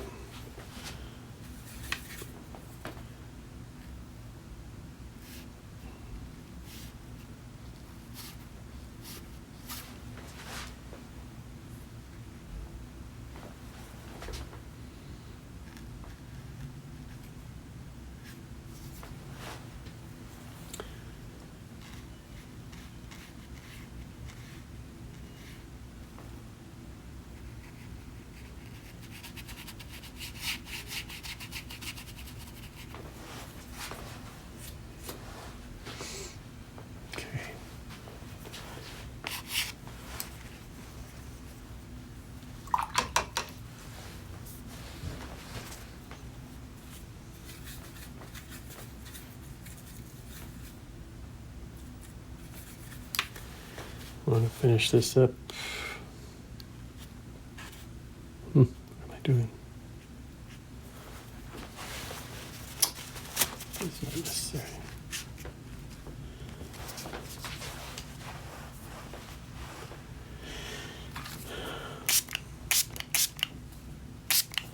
Let me do just a little extra dark through the bottom.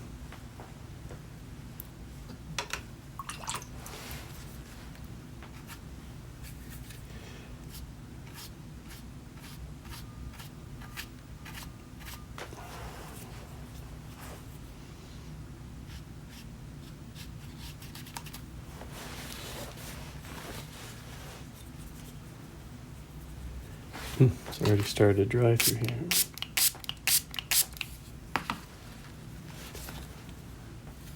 Anyway.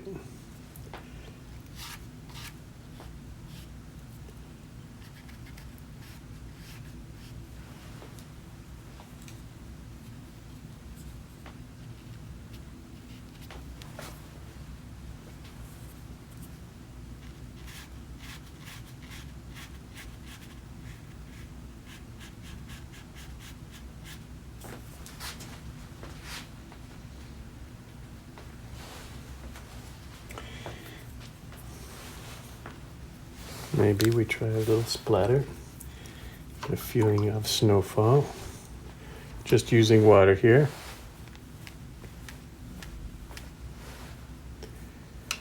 Hopefully create some dots.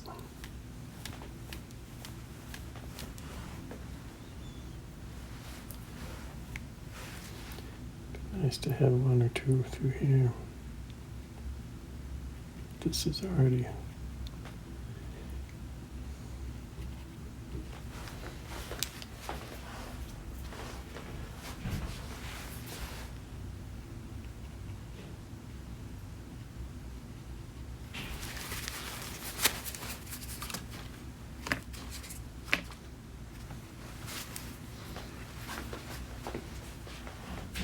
And now we do the snow. And I'm going to do the snow in a slightly different way. A little softer gray. I'm still going to leave a little path of light here, but I'm going to go with a little softer gray as though the sort of getting a light snow. That's what speaks to me anyway. And I will start with that same pale yellow across the whole area, leaving a little path of light.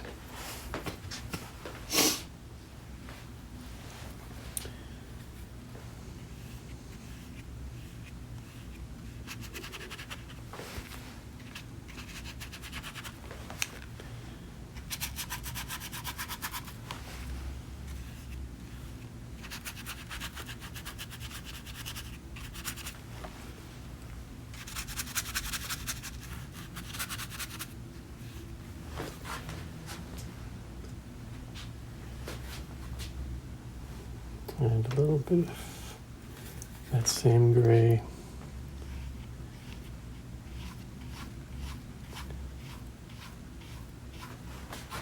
Through here. Just leave the smallest of lights.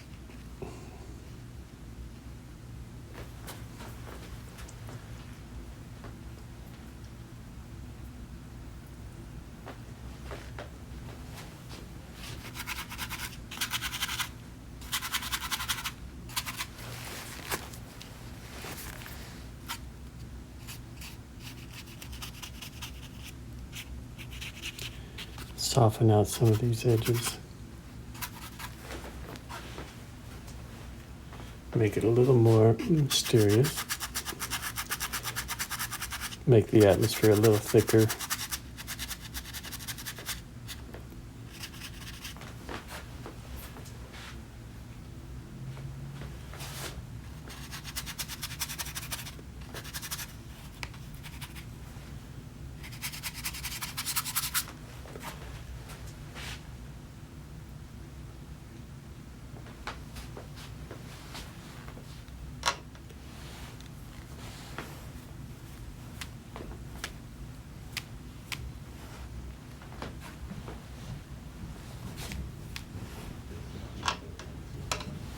Again, taking some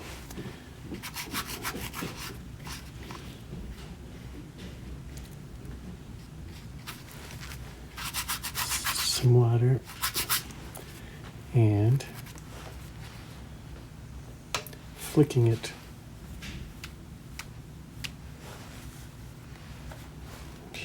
Better stop with that. And we just kind of soften this out as well, I'm leaving a little edge.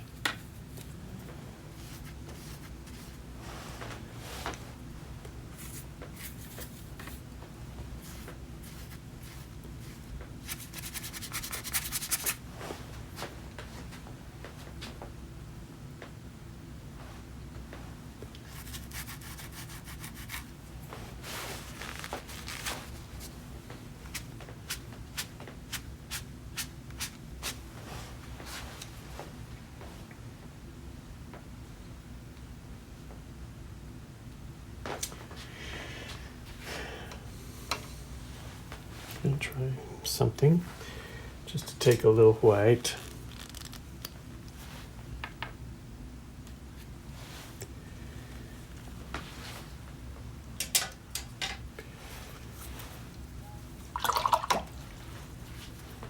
And dilute that a little bit.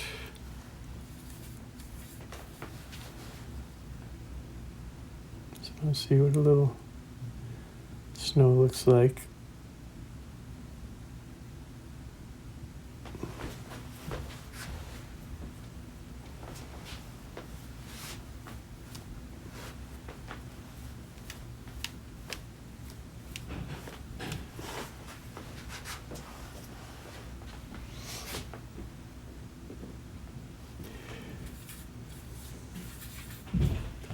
I think I'll move this guy.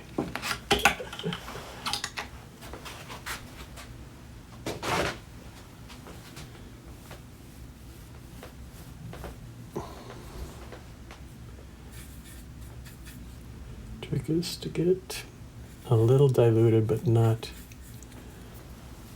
so it'll come off the brush, but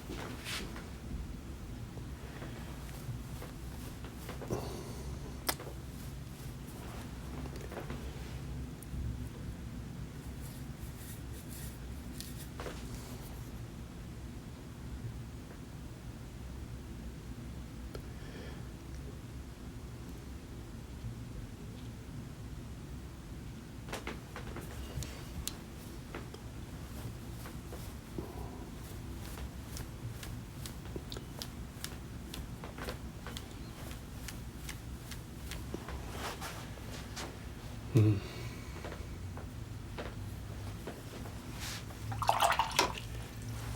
soften this out a little bit.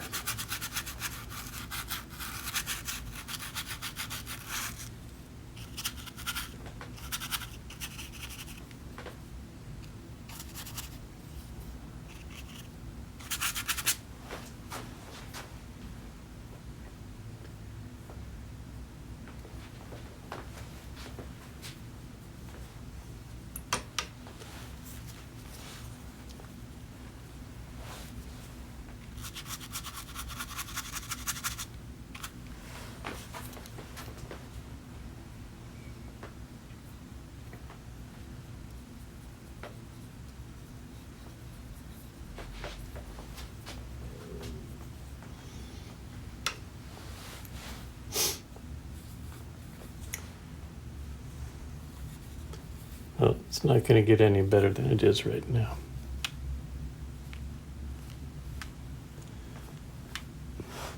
But we can still have some fun.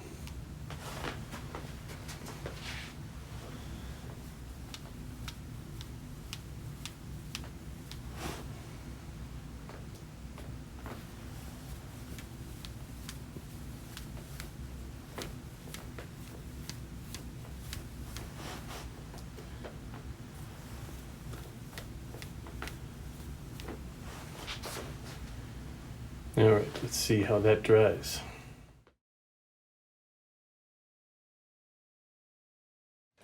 Well, so we finish our work today with a flurry.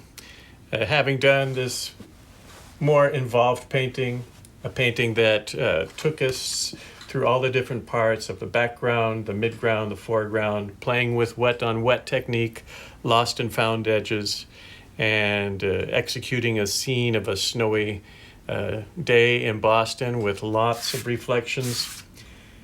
Having done that, we're a bit tired, and we try something with a little more of an improvisational nature, based on the same bones or the same structure that we did in our earlier piece, but the mindset is different. I hope you notice that the mindset's a little different and that we can feel more at ease. We've done our major work, we can kind of breathe easy and try to do a quick sprint of a work and see what happens.